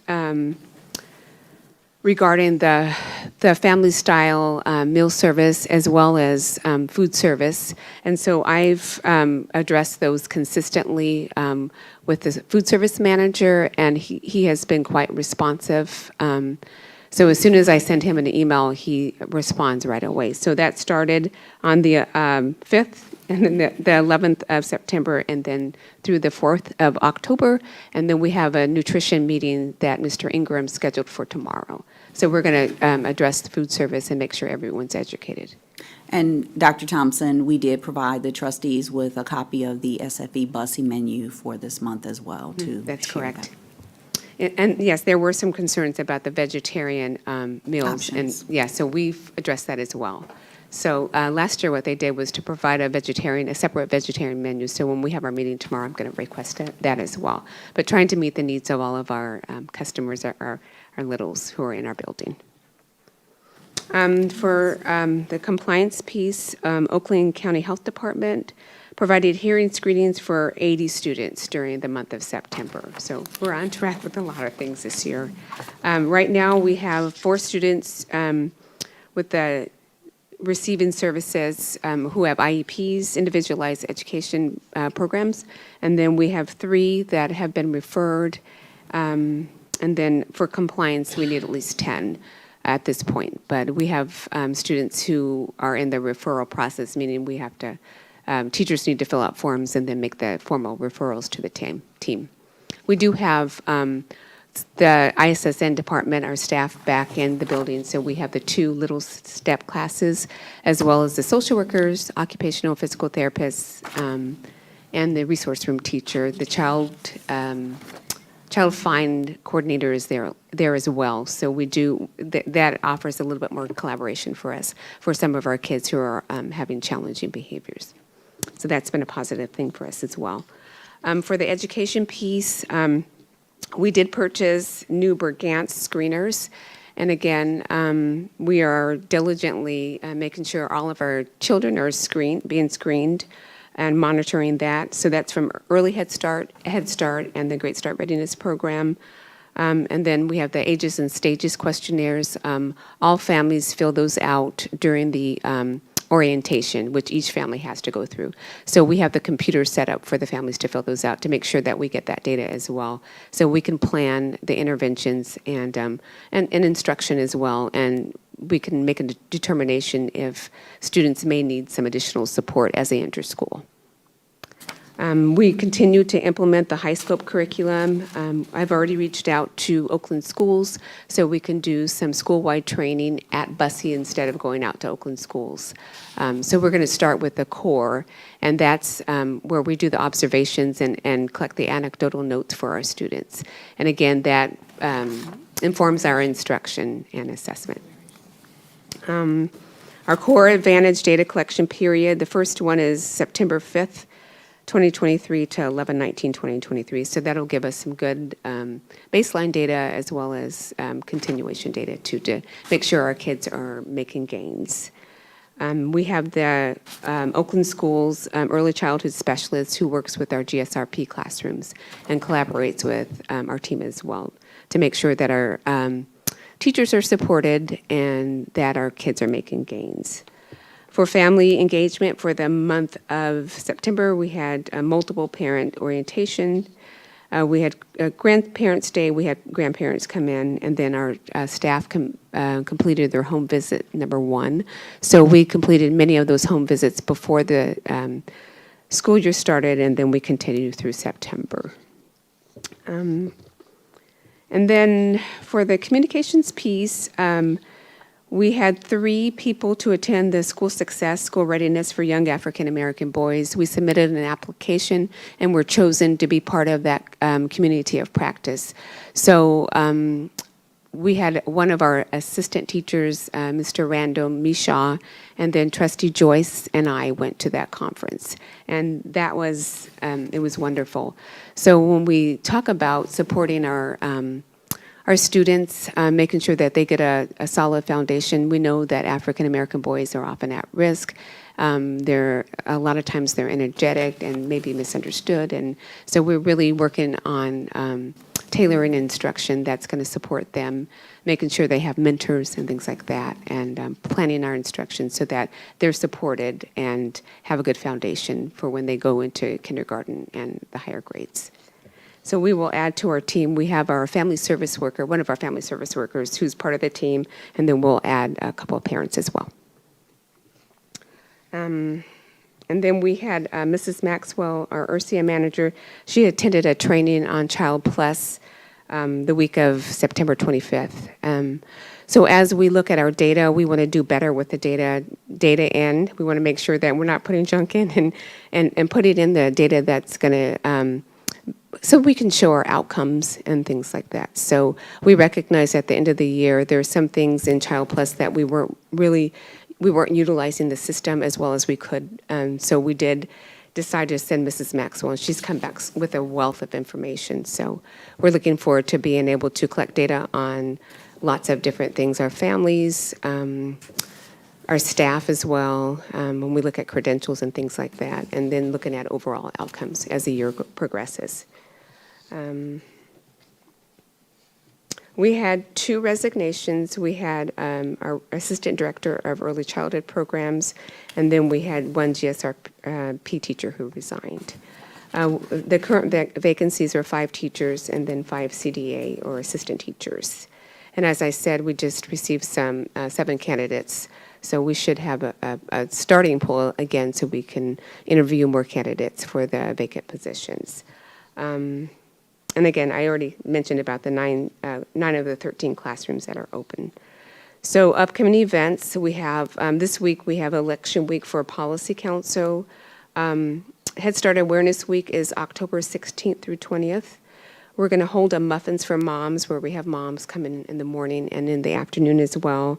And that's in, our intention is to create community collaboration, and we're going to talk a little bit about parent links, so how we can share the links where parents can do some activities at home, and that also serves for in-kind. And then we're going to share with them information about our parent curriculum, Ready Rosie, so they know how to get on to Ready Rosie. We've already introduced that to them, but we're going to share some more information during that Muffins for Moms. So, Dr. Thompson, if I could just add, when you mentioned the staff vacancies, I did receive an email from the staffing agency because it's important to note that these are not employees of the school district, but that we work with a staffing agency for the Head Start program. And as noted by the agency, we had someone to start on October 2nd, someone starting on yesterday, which was October 9th, and then someone will be starting on October 12th. So we are working diligently to interview people and get those positions filled. and we have, it's really nice because we have substitutes from other agencies to come in and support the staff as well. So it's just, I believe our staff is supported a little bit better this year. Thursday, October 26th, we have our Harvest Fest, and that's an in-house field trip. So it's going to be for Bussy students as well as the Little Steps. They're going to participate in that as well. We are hosting a building beautification project, and the tentative date, which it likely will be October 28th. So we'll do some painting, do some building and things like that, just to beautify the grounds and the building. We have picture day, and that's October 30th. And then we have a volunteer, a mobile librarian, who will start meeting with classes in the media center in October this month. And that's it. Trustees, is there any discussion? I have two things for you. Okay. The first is for your building beautification project. I've spoken with Dr. Green at length about involving our students in community service. I think it's important that our children give back. It allows them to understand that it's not just about you. I think this is a very good opportunity for especially our high school and middle school students whose parents are interested in getting them involved in community service to do so. So if possible, and Dr. Green, you tell me how we go about this, can we pose this to our high school National Honor Society, university students, really anyone who's interested in giving back? So if you, and when you choose a date, could you please let us know? I've recently learned how to paint. Trustee Werdeval helped me out with that. So I'm willing to come as well. If you would give me a solid date, I would appreciate that. Definitely. That's lovely. Thank you for the additional hands. No problem. Potential. And my second comment was to your handbook. Well done. Oh, thank you. I was able to go through it all. That's a lot of work. But I thought it was very detailed and it was much needed. So thank you for providing us with that. Good job. Thank you. You're welcome. Through the chair, I have a comment. Is it about my painting? No. Okay. Okay, good. So just to kind of look at the dates that you proposed, as board president was referring to the building beautification project, I see that you've got listed the 21st or the 28th. I do know on the 28th, there's going to be a very large, and usually it's in the evening. Yes. And we are in the holiday season when little people like to go do this candy thing. So trunk or treats are the thing on the weekends now, and the 28th is a very large one in our community. And I want you to be able to get all the support that you can. So I just wanted to, for you to keep that in mind as we are in that season of trick-or-treating. Okay. On the functions. Thank you. Thank you Sure. for lifting that. Trustee Smith-Thomas.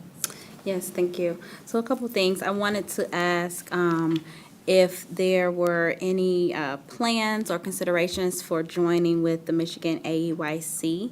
I think that would be an amazing organization to support with recruitment, hiring, with enrollment, a number of those items that have been listed in your report. Another recommendation, certainly I love the Muffins with Moms, but something that is kind of evolving in education is maybe perhaps pastries with parents, so that there is not an exclusion of dads and even grandparents who want to get involved when you speak of parental involvement. Or if they have a Muffins with Moms, maybe there's a Donuts with Dad on a separate occasion. So certainly not to cross over lanes, but just wanted to lift that in this space for consideration. And my question, as it relates to some of the slots, are any of the Head Start slots part day? So they're all full day. All of them are full day now. Okay, that's wonderful. I was just trying to kind of brainstorm how can we get that enrollment percentage up, and I thought that might be a possible solution, but it sounds like that is not the case. Staffing, though, are we making the program? And I know that with Head Start, and even though GSRP has a little higher of an income cap, but are we making the program where it's available to our staff to bring their little scholars so that they can come one place.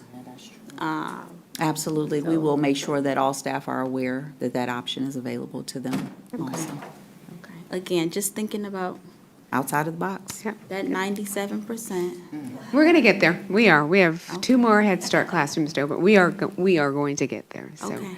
And I truly believe that we'll have the right people who want to be there. I see the staff this year who are so excited. Every day they come in and they're excited to be there, and they're offering, when you see teachers who are congregating in the classroom and talking about their kids and the strategies and all of that, people who are volunteering to do things because I know how to do this. And when you ask someone to make a copy or, hey, so-and-so needs something, they share it with their colleagues. That's Truly a great thing. culture shift there, and we welcome you to come visit Bussy, because you will see that a lot of great things are happening there. Yeah, so. I just have one more lift, if I may. I was on your policy council, as a couple of the trustees were as well, meeting this week, last week, whenever. And there was conversation about the children eating and getting good meals. And you mentioned a particular program that you have. Is it Feeding with Freddie or whoever? Oh, Reggie Rainbow. Reggie the Rainbow. So it introduces other foods to young children. And you have a menu, which is really great. It's October, the entire month, and some of this looks so good. Scrambled eggs with hash browns and buttery toast and fruit and diced pears and apples and fresh orange juice and milk and cinnamon French toast. So, I get it, right? But I just want to live to the community, and this is all offered through SFE, that they are taking care of our Bussy children. And when there are concerns, please take it with parents, as they were brought to the policy council meeting. Please make sure you go through the proper channels before information is just divulged out to the community. Do some fact-finding and touch bases with Dr. Thomas and her team to make sure that the things that you're expecting are being met before rumors are run amok. So thank you for this information. I appreciate it, to have a glimpse at what the young scholars are eating. Welcome. Thank you. Ms. Freeman, the muffins for moms, I know, Dr. Freeman, I'm sorry. It's okay. Muffins for mom. I know the former Principal Easton, he had a Muffins for Mom day, and then he also had one for the fathers. Now, I was addressing to Ms. Love, Trustee Love, that he did have one for the mothers and one for the fathers as well. We had one scheduled for the donuts for dads, but that was the week that we went out of town, so we have to reschedule that. But I like the parents for pastries. I love that idea too, because that can include the grandparents and the parents. So. Thank you, Dr. Trustees, anything else for Dr. Thompson? Thank you, Dr. Thompson. Thank you Have so a good much. night. Thank you. Next, Dr. Green, we have action items. It's my turn. Consent agenda, approval of minutes, September 9th, regular board meeting, and then September 26th, special board meeting. I'm looking at the wrong thing. Okay, I see it. So we do have, you said It's September 12th. September 12th, I'm sorry, I'm looking at my screen, I have a different version. September 12th and September 26th. Trustees? So moved. Support. It's been properly moved and supported. Is there any discussion? Hearing none. Board Secretary, please call for the vote. Trustee Wirdavall? Yes. Myself, yes. Trustee Joyce? Yes. Trustee Johnson? Yes. Trustee Holloway? Yes. Trustee Bland? Yes. Unanimous. Motion carried. Thank you. Report 6239, Personnel Action Report. Everyone received this in their packet. Let me just remind everyone that we do not call names. We would address by numbers if there are any questions regarding the Personnel Action Report. Trustees, Is there,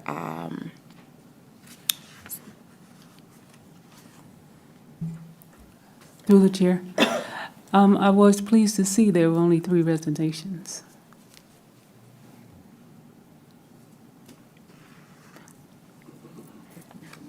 we need to open, I will let everyone review it before we put a motion out there.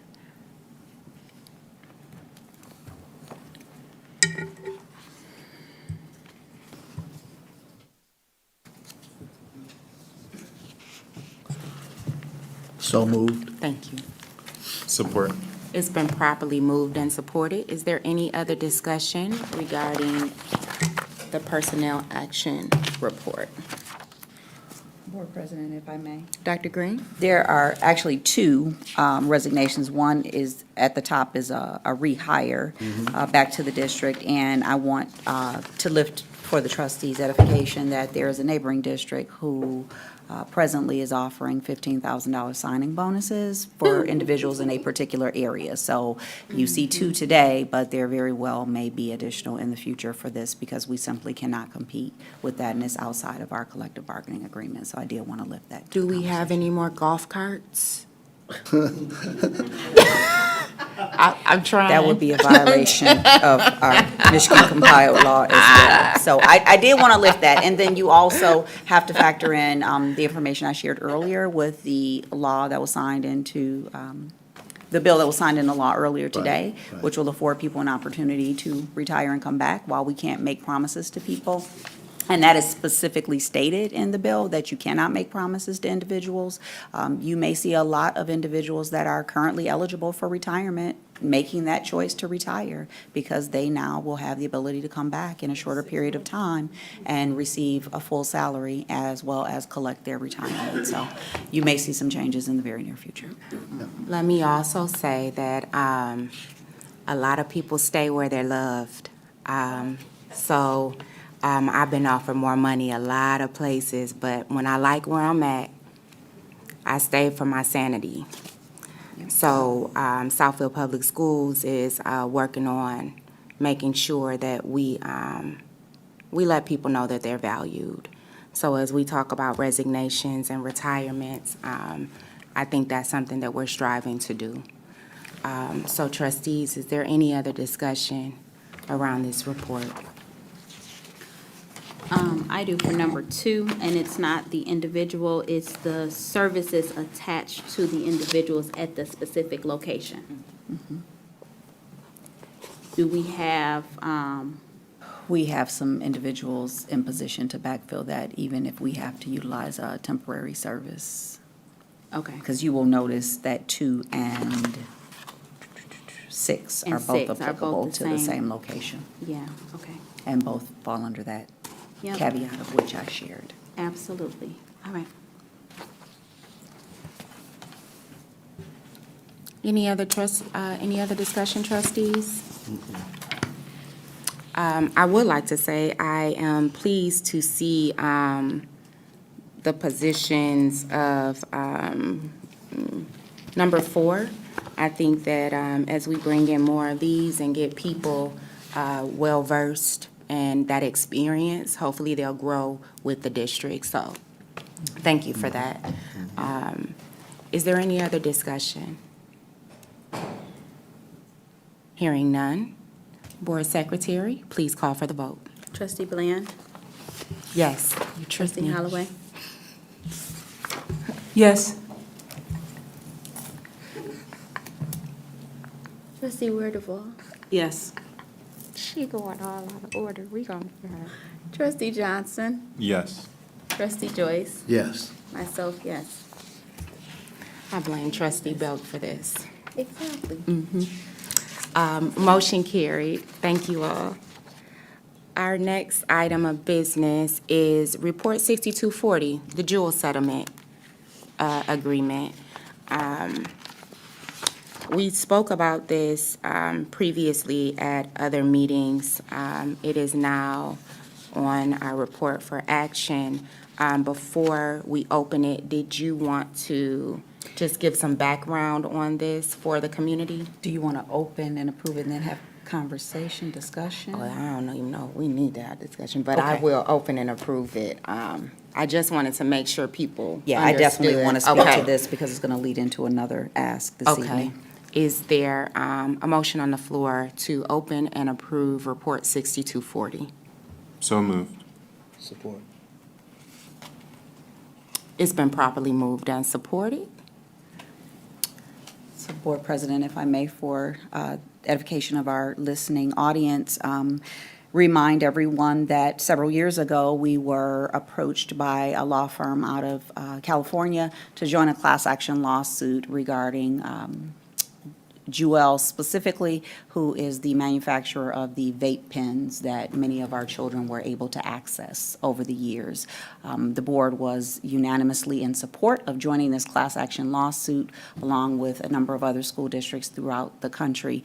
They have reached a settlement agreement. Because there are so many individual districts involved, Southfield Public Schools is slated to receive just under $20,000, but from our vantage point, every dollar that we can use to install vape monitors or have additional social, emotional, mental health supports or whatever we can use to benefit our children, it was worth the time, effort, and energy that we put in into this litigation. So with that being said, our settlement agreement is slightly under $20,000, I believe it's $17,000 and some change, but we are asking that you approve the settlement agreement this evening, and then later in the agenda, you will see that we have another ask for another class action lawsuit impacting our children. Trustees, is there any other discussion? Hearing none. Board Secretary, please call for the vote. Trustee Holloway? Yes. Trustee Joyce? Yes. Trustee Bland? Yes. Trustee Johnson? Yes. Trustee Wirdavall? Yes. Myself, yes. Motion carried. Thank you, Board Secretary. Something is real funny down there. What- You know, ever No, since- what's funny is people are calling out my order. We are. We're trying to, we're trying to get the, Trying to the predict rhythm who's again. being Mhm. called. So we have information items. Dr. Green, before we move forward, are there anything on the information items that you will ask to be made actionable this evening? If it's the pleasure of the board, I would ask that 6243 be made actionable, as well as the BUSSY items that are separate and apart, but that is 6244, 45, 46, and 47, which is the social media litigation that I lifted just a moment ago. The other items, 62, 41, and 42, actually are below the contingency amounts afforded by our new governance structure, so they are being brought to you for information purposes only. That is something that the superintendent and CFO and/or COO will sign off on. Understood. So report 6241.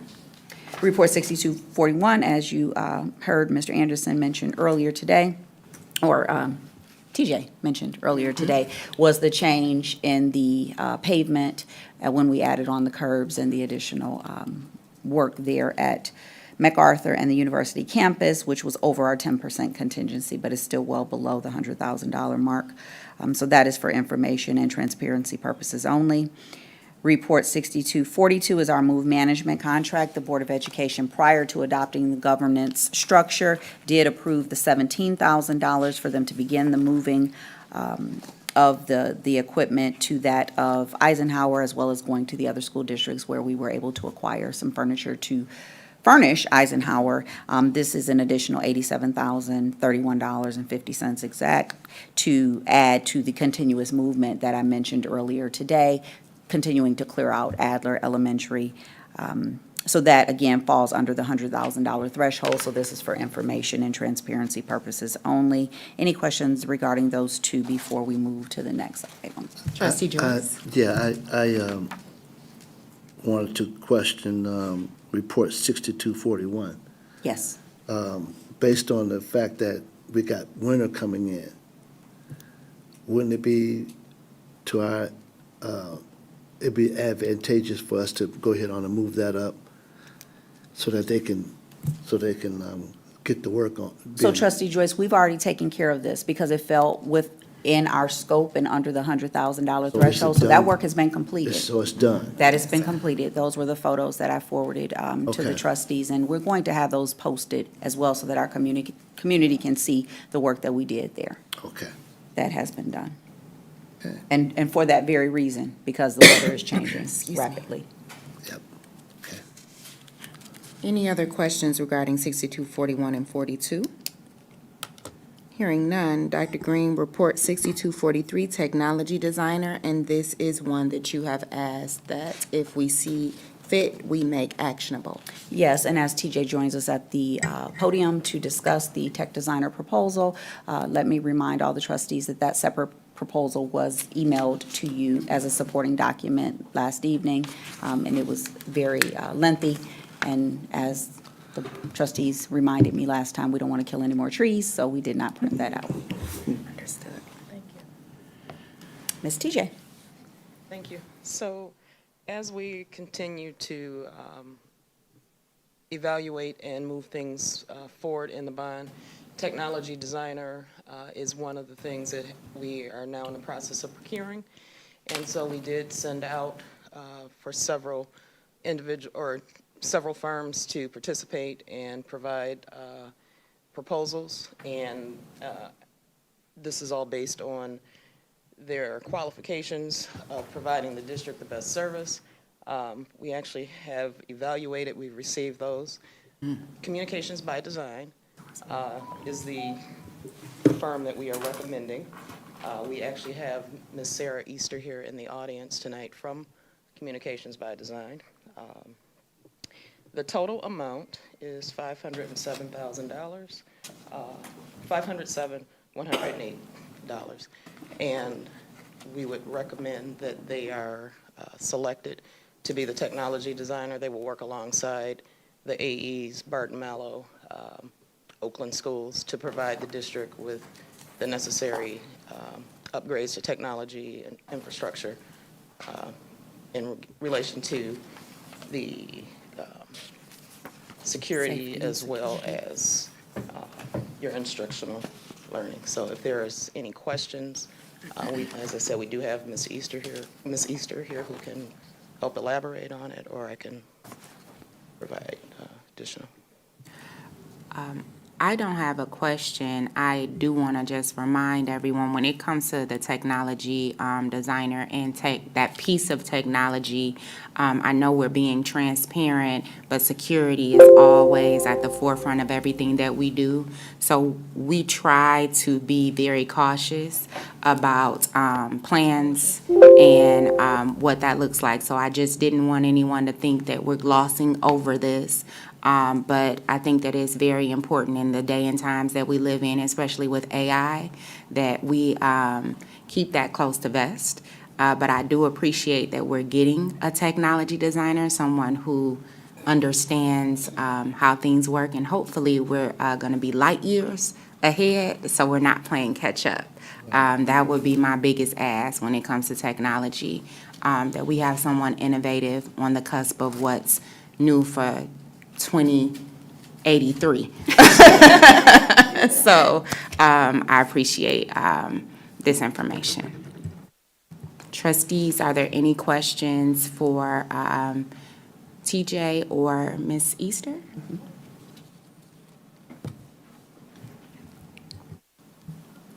I do.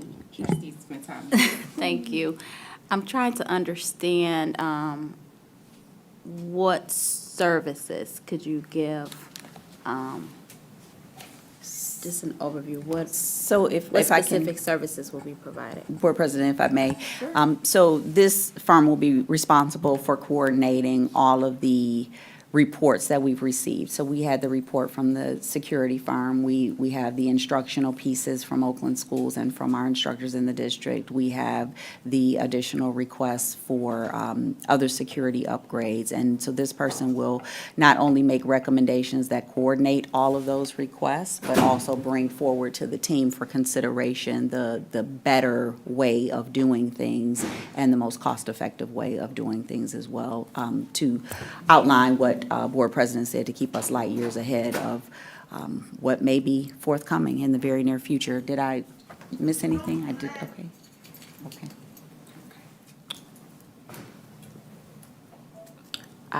Yes, Trustee Johnson, no problem. Trustee Smith-Thomas? Yes, You may sir. have already said this, but what fund is this coming from? This comes Is out this- of the bond. So Okay. this is one of the professional services that was originally outlined in our bond application. There were certain professional services that did not require us to go out for RFP, but we actually solicited bids specifically, or proposals. Was that RFQ? We actually did an RFP for this. We did an RFP for this one, okay. So this falls under the professional services category. Okay, thank you. Are there any other questions regarding Report 6243? Trustees, Dr. Green has asked that we make this item actionable. Is there a motion on the floor to do so? So move. Support. It's been properly moved and supported. Any other discussion regarding this? Hearing none. Board Secretary, when you're ready, please call for the vote.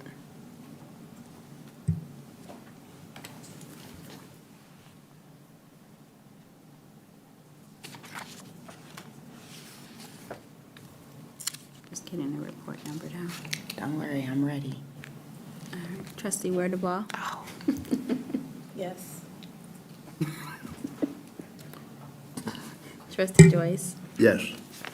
Myself, yes. Trustee Bland? Yes. Trustee Holloway? Yes. Trustee Johnson? Yes. Unanimous? Motion carried. Thank you. Congratulations. Next, we have Report 6244. Again, this is a request to carry over dollars for the Head Start grant. Dr. Thompson, if you'd like to come back up to the podium in the event that we have any questions. Wait, you're right. Can we get, I'm sorry, point of clarity. Sure. Can we get the accurate report number? We have two different reports, so this. Which one do you have? 6243? In the packet, the handbook is 6243. On the agenda, the technology designer is 6243. That's 6243 is correct, right? And then And I think it's the same. 6243 here. Oh, Bussy is Right. 6243. Yeah. Okay.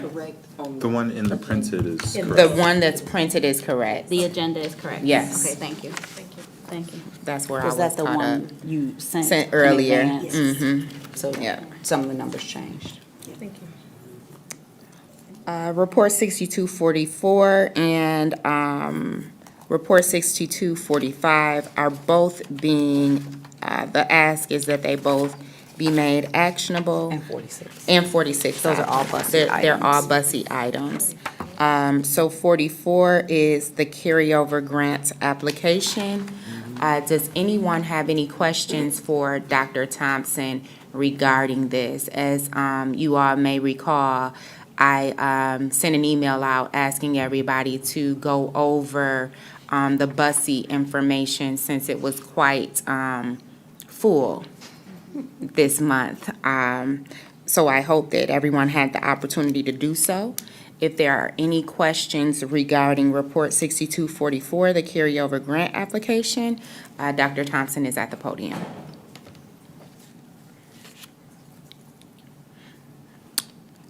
Hearing none on Report 6244, is there a motion to make Report 6244 actionable by opening and approving it?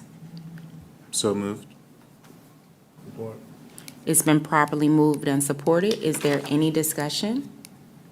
Hearing none. Oh, are you beating me to the punch? Board Secretary, please call for the vote. I thought I had a question. Oh, okay.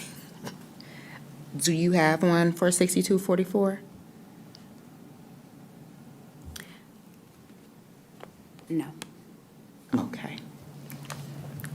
Board Secretary, please call for the vote.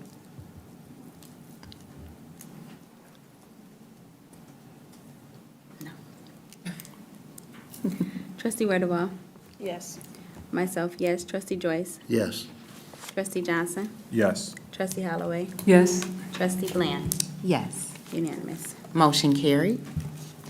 Report 6245, Bussey Staff Handbook. Trustees, this is the one that I spoke about earlier. Good job on getting that out. Are there any questions or discussion regarding this? If not, does anybody have a motion to open and approve Report 6245? So moved.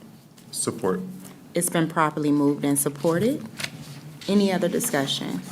Board President, just Ma'am? for the official record, these items have gone before Policy Council and were approved at Policy Council before coming to you. Understood. That was the question I was going to. I'm trying to get better with I- reading your mind. Thank you. And the reason I pause, and I'll just state to the community, I never want any questions that I'm asking to sound condescending. We all understand the process. As I understand that Dr. Thompson also understands the process, but I just think sometimes it's worthwhile to make note and to lift, for information purposes and educational purposes, what these processes are. So that was my pause at, whether I had a question or not, but I I was appreciate gonna you. ask if all three of these items went before the policy council, which I'm Yes, sure they were. did. They did. They did. Hearing no further discussion, Board Secretary, please call for the vote. Trustee Bland? Yes. Trustee Holloway? Yes. Trustee Johnson? Yes. Trustee Joyce? Yes. Myself, yes. Trustee Ware-Duval? Yes. Unanimous. Motion carried. And last but not least, we have Report 6246, the Bussey Interagency Agreement for the 23-24 year.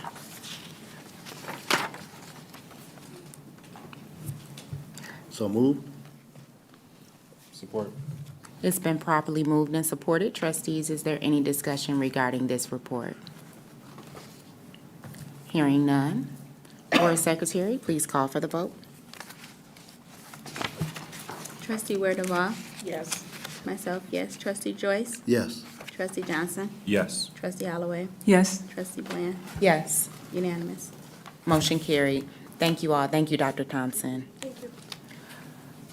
And now we have Report 6247, Social Media Litigation. I will ask, since this is an information item, Dr. Green, will you please give us the information? And then, Absolutely. Similar to that of the Jewel litigation, this is a class action lawsuit to go after those having, the tech giants having created social media platforms whereby our children are now being exposed and subject to additional social, emotional, and mental, lack of mental wellness in some regard. Again, as school districts, this was something that was imposed on us, and much of what happens out in social media world walks into our front doors every day. So whatever we are able to recoup to, again, reinvest in those supports for social emotional well-being for our students, we are asking that the board unanimously support a resolution to join this class action lawsuit.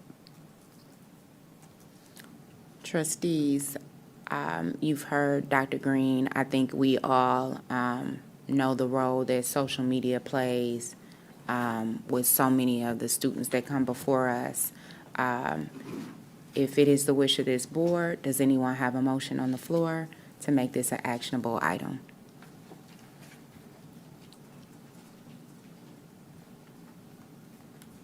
So moved. Support. It's been properly moved and supported. Is there any discussion around this? I have a lot, but I know everybody wants to go home, so I think it speaks for itself. Trustee Smith-Thomas? Yes, I'll just say, I'll lift this, in addition to what Dr. Green has already stated. I think it's important for the community to know that many of the issues that are taking place, in the schools, a lot of times when they come to us, they have started on some type of social media platform. Yep. So it's our responsibility to make sure, that we are, not necessarily policing, but that we're just being aware of what our youngsters are doing, when they are on their phones and entertaining in those spaces, because a lot of that comes right back into the schools, if not immediate, same day. So I know we're in high technology time, but we have to keep our eyes open to that. Through the chair. Yes. As Trustee Smith-Thomas mentioned, it is our due diligence to make sure that we are the governing body to work with our students through this social media platform, but it's also the responsibility of our parents to make sure that they are in touch and in tune with their students on social media. I know it is so hard to remove anything that has now become a digit in their hand to see what they are doing. So I just caution you to be part of their lives. Ask them to put it down on an occasion, and if there's a possibility for you to even be part of their device with whatever tracking or app that is, then be part of it. Monitor who they're in connection with. Understand who they're talking to when they're on Sony PlayStations and they're making these connections. So I, again, just ask the parents to be vigilant as we do our due diligence as well. I remind my kids I pay for it. That's it. It's not hard for me. I pay for it. It's mine. I urge you all to do the same because I think all of us that have sat here and had things come before us, I would say 9 out of 10 of them all say, well, on Instagram, and they said this on Snapchat, and they did this on Twitter. And so many parents have stopped me and said I had no idea it was going on. We talk about violence. Some of our violence that has happened in this district was rooted in social media beef. So let's remember that you pay the bill. That's yours. Everything in your house is yours. And quite frankly, when the police come knocking, It's you. they're coming for you. That's your Verizon bill.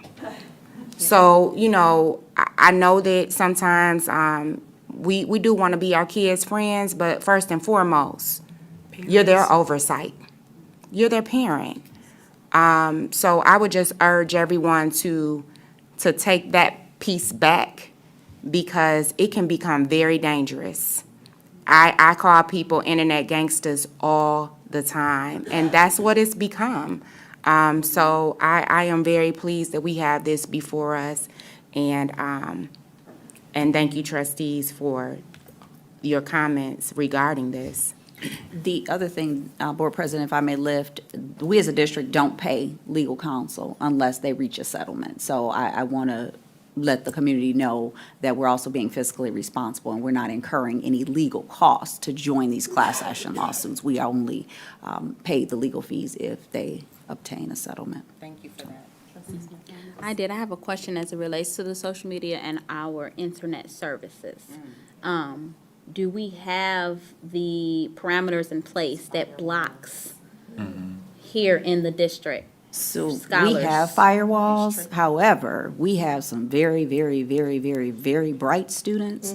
So since Ms. Easter is here tonight, I'm glad that she's hearing this conversation so that she can begin working on ways to elevate our firewalls and help us in this endeavor, because it is a constant battle. And we have a public server, and then we have the private server, and depending on what they're on. And then, as Board President mentioned, many parents have invested in phones that have data plans, so they can go off of our servers and go on their own hotspots and do a variety of things. So we are constantly looking at ways to improve the safety of our children. The struggle. Thank you. Trustees, is there any other discussion regarding 6247? Hearing none. Board Secretary, please call for the vote. Trustee Bland. Yes. Trustee Holloway. Yes. Trustee Johnson. Yes. Trustee Joyce. Yes. Myself, yes. Trustee Weird-Duval. Yes. Unanimous. Motion carried. Thank you, trustees.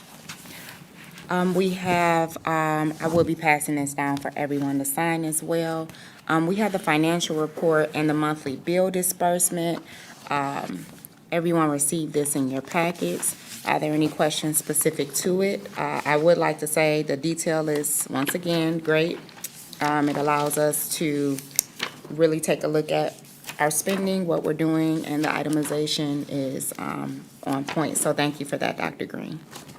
Thanks to Mr. Ingram and his team for always doing an amazing job. The auditors are in our district as we speak. We are trying to finalize all of that and get it to the state for their final approval. Trustees, any questions regarding financial report or monthly bill disbursement? Sure. Based on the trip I took with Head Start and some of the discussions we had when I took that trip, it was required of us to watch the documentary Black Boys. And so on this trip, one of the discussions we had was what was needed and what do we need to do to reach the black child or black boys. And one of the discussions we had was a really deep discussion was reaching out and tutoring the students. And so looking at financial reports or monthly bill disbursement, what can we do as a district to increase our tutoring in our district? And I mean tutoring across the board from Head Start to 12th grade. What is it that we can do to reach our children, or what you guys are starting to say now, scholars? Starting. So, Okay. Board President, I'm if I still may. saying So the one thing that we can definitely do a better job is working with our parents, because our parents are our primary educators at home. That being said, the way in which we teach math today is a lot different than what it was some years ago. So working with our parents in equipping them on how to work with our youngsters, our young scholars at home, is a step in the right direction. We have budgeted significant amount of money by way of our Title I, by way of our ESSER dollars. Every school in our district has money for after-school tutorial. Every school in our district. Ms. Rogers and her team did a great job in being equitable with those funds. That being said, it's hard to find people that work all day teaching that want to come back in the evening and teach again. So we're hopeful now that this bill has passed and people are able to come back and earn some money. You know, perhaps a person doesn't want to work all day, but they want to come back and do the tutorial after school. They can do that and earn up to that $15,000 if they're still within that 6-month time period. And then, of course, if they want to work more hours, they can come back after the 6 months and earn a full salary. So we're looking at other ways, but the parent university, we have to retool that. We have to make sure that the items are there. We know that all of our students at the K-8 level have the iReady pathways that families can log on to. Those are customized to the individual students, so families can utilize those tools at home. Over on the counter, there are some math tools for family engagement, and having those curriculum nights at school are extremely important. Our families have been coming out, but now that the schools are open again, we welcome the families to come in. There are civic organizations that have adopted some of our schools, fraternities and sororities that come in and work with our young people. You heard the ask of our booster club this evening for our scholars, scholar athletes specifically. We welcome individuals that want to work with our students. So again, if anyone in earshot of this message wishes to work with our young people, they will have to pass background checks because we are very protective of our young scholars, but we welcome them to contact us and we will connect them with the right individuals. And I say great information that you just shared. Thank you. And the reason why I say that is because there's a lot of folks out in the community that think that we're just sitting on money and doing nothing. No. And so to share that with our community is a great share, because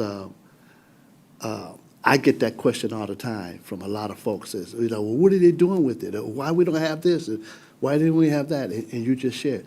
It's there to be used, but it's hard to get folks to come back in and tutor.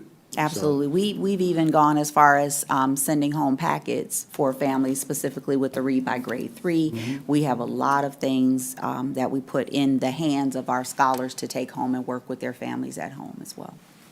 Great, thank you so Thank you. Trustees, any other discussion regarding the financial report and monthly bills disbursement? Hearing I none. just wanted- Oh, sorry. I just wanted to ask if the Finance Committee has had an opportunity to review, have a sit-down, dig deep, if there were any questions or concerns that came from the Finance Committee. I do have a report out, if you want me to give it now or for the good of the order. Sure. Okay. So we didn't dive into the bill disbursements at our meeting, but give me 1 second. So, the Finance Committee did meet on September 20th, 2023, here at JWE. Trustee Johnson, myself, Trustee Joyce, Mark Ingram, and Jesse Sutton were present. Mr. Ingram started by giving us a brief overview of what bond work occurred over the summer. At the time of our meeting, there were not yet any expenses tied to Adler because much of the work there has been architectural in nature and actual construction hasn't started yet at the time that we had this meeting. Next, we reviewed, modified, and approved a draft updated travel and reimbursement policy for the board, which we are excited to share with you all at an upcoming study session. And lastly, we discussed lobbying our state representatives, our state legislators, to include funding in next year's budget for projects in our school district. So state representatives have the ability to fund projects in local communities during the budget season. So for example, State Representative Natalie Price, who represents a small portion of Southfield, secured $6.5 million for Coleman Young Elementary School in Detroit, $5 million for the Flick School in Detroit, and $2 million for the Oak Park outdoor recreation space, and then $380K for the Berkeley Community Center. And these were all improvements in this last budget season. So our preliminary idea/plan is to identify a project in each of our state house districts to propose to our 3 state reps next year during budget season, in addition to pursuing an additional project through the school aid budget. Thank you for that. Any other questions? I'm going to interrupt our agenda really quick because I believe in giving people their flowers while they're here. And thank you to Vice President Ware Duvall for the reminder. Celestine Sanders is here, and she probably is not expecting this at all. But we would like to congratulate you on becoming a member of the Board of Directors for the Michigan PTA. That is awesome. For those of you who don't know, Ms. Sanders is just a servant leader. I don't know any other way to describe you. From the moment I got on this board, the first thing you said was, anything I can do to help. You didn't ask me for anything. You've always supported us. You support MacArthur. You support the district. And you show up and you show out.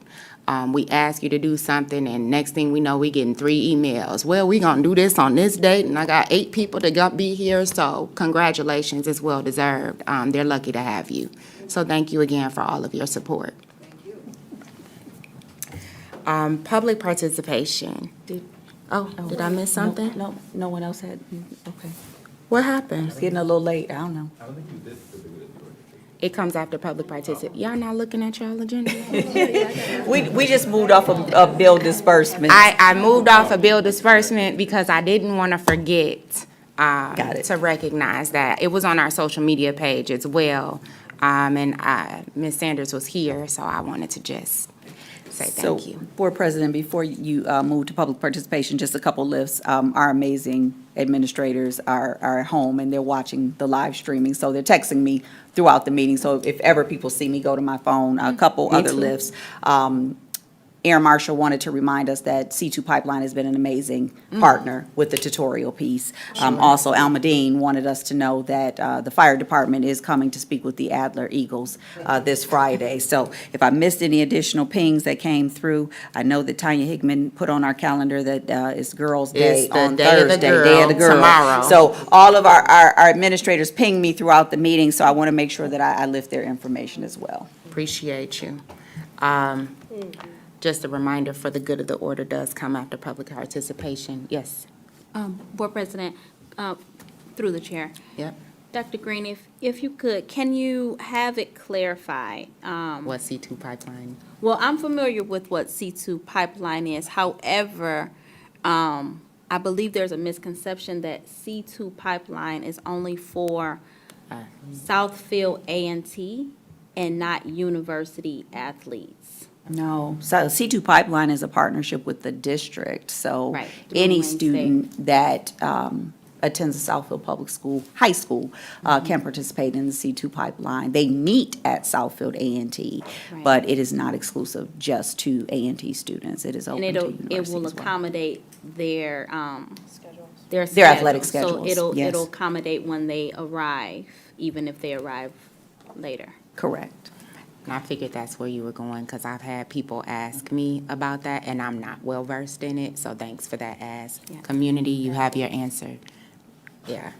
Because they've asked me, and I've been like, you know what, and I forget, so that's a great ask. It's And not someone just said for it to me, A&T. so I said, Yeah. It's not just That's not A&T. true. Anybody else? Public participation, part 2. If you wish to address the board regarding a school-related issue that has not yet been resolved by school administration, please submit a comment card immediately. Comments are limited to 3 minutes per individual. As a matter of fairness, speakers with complaints against individuals are not asked to mention any persons by name.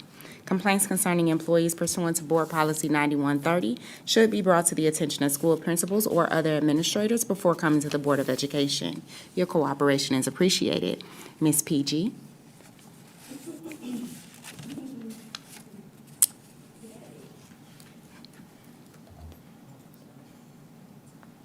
Before you start my 3 minutes, Madam President, Yes, I ma'am. love the way you facilitate over these meetings. Oh, thank you. One of the trustees talked about proposal 1 and 2. Let me just give you a little bit more information for the 3 minutes that I have. Southfield is the only city in Oakland County that still elects a treasurer and a clerk.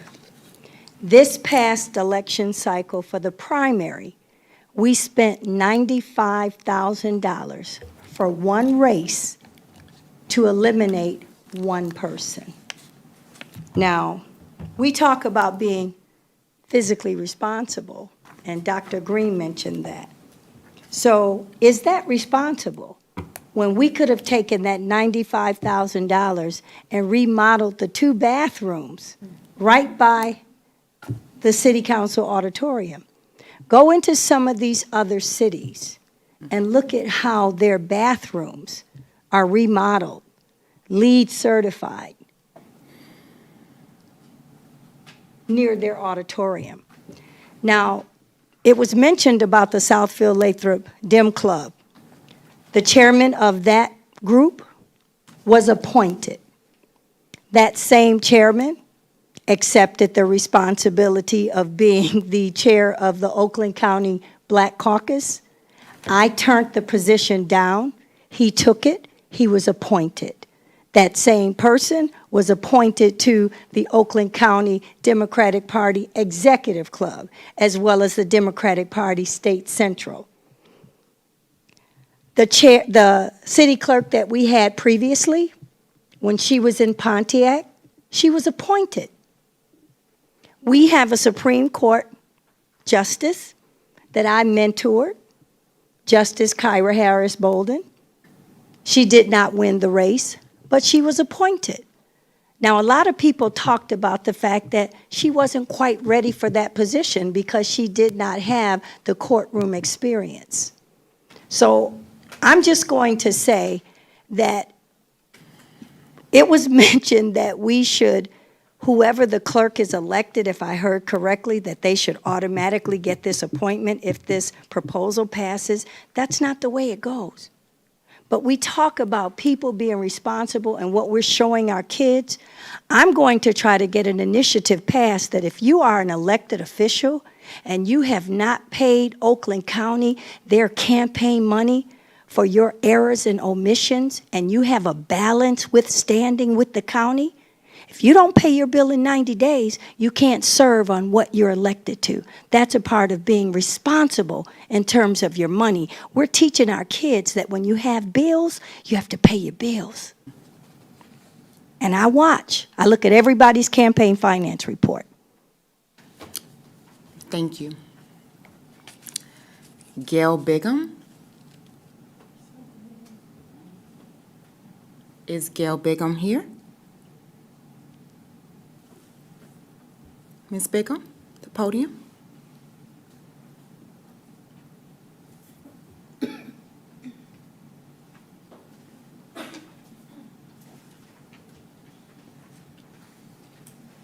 Hello. Good evening. My name is Gail Bigham, and I was just coming because I needed to see Dr. Green about a matter, and I've been calling and calling, no answer, and I think she's aware of what it's about. And I don't understand why I'm not getting a return phone call from her. I've also talked with Dr. Freeman, and I can't go into personal matters from what I understand, but it's a very serious matter, and I have had no contact from you at all. I even came here Friday to see you. You weren't here, but Ms. Gardner was. I talked to her in length, and she never gave me a resolve, and I've never heard from you. So I'm just Ms. wondering. Bigham? Yes. I'm going to stop you for 1 second because we ask as a matter of fairness that speakers do not call people by name. You are welcome to address the administration, but as a matter of fairness to the district, we would ask that you don't call. I didn't. I call a name? I heard Dr. Green and Dr. Freeman. Oh, They're okay. both employees of the district. So I'm just going to ask that you refrain from doing so, but you may finish. Okay. Well, I think I said what I need to say. Yes, ma'am. I even came here and not getting a response. Understood. And I know that the so-called the persons know about this. And I'm trying, I just said what I had to say to every one of them, and nothing's changed. Nothing's changed. I don't know she's the superintendent. This matter, I was told needs to be addressed. I've done it, and I'm not getting any return phone calls. And that's all. I just wanted to let her know that I was led to come here because I can't understand why. Because what's involved with this is a little person. A little person. Everybody's talking about transparency, this, that, and the other. But, some people, you have to let them know what's what. So I just wanted to let her know. I know that, and I was told that you know about what's what. And I just can't understand why. No phone call. Why? This is a little person, okay, a little youngster that's all kind of messed up at the hand of a teacher and a principal, and you're the one responsible for them. So I came here. They say people can run, but they can't hide.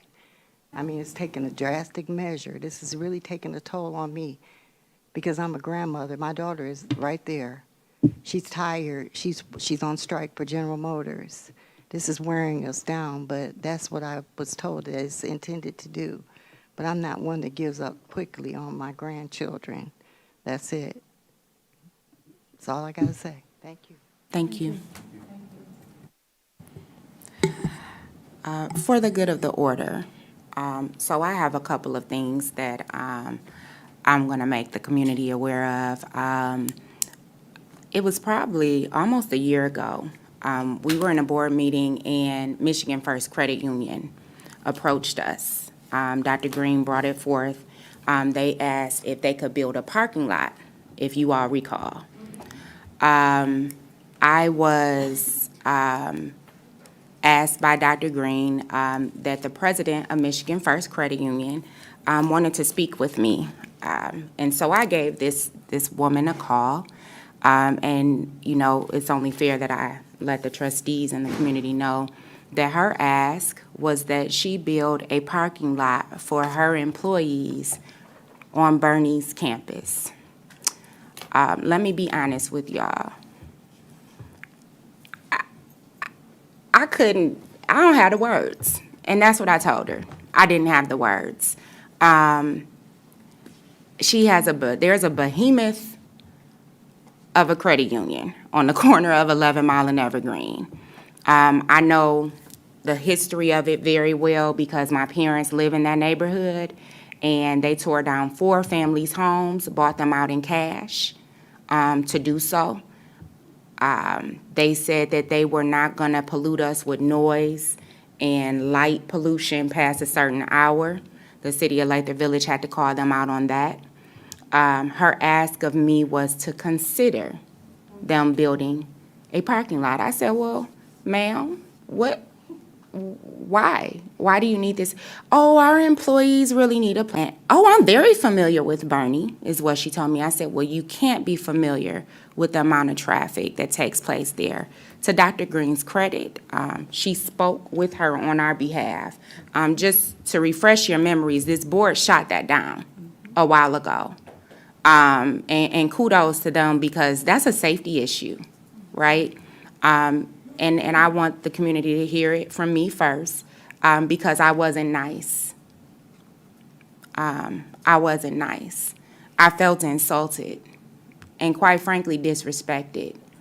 The traffic on that corner is crazy at best from 7 in the morning until about 9:30. You have buses, you have parents, you have McIntyre, Bernie, Stevenson University, and MacArthur within a 2-mile radius of that intersection. And you want to build a parking lot. I told her no, very directly.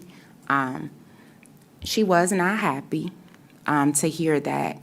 But I think it's important because I bank there. We have a credit union, Money Matters, where our kids open their first account there. Be cognizant of who's in your backyard. I asked her would she approach West Bloomfield, Birmingham, Beverly Hills, Farmington, or Northville with any of that. And she told me, oh, that's not what this is about, but it is. So I just want to be honest with everyone about my conversation with the president of Michigan Credit First Union. Credit union, as long as I'm here, the answer will be no. I know the people I'm sitting here with, the answer was no.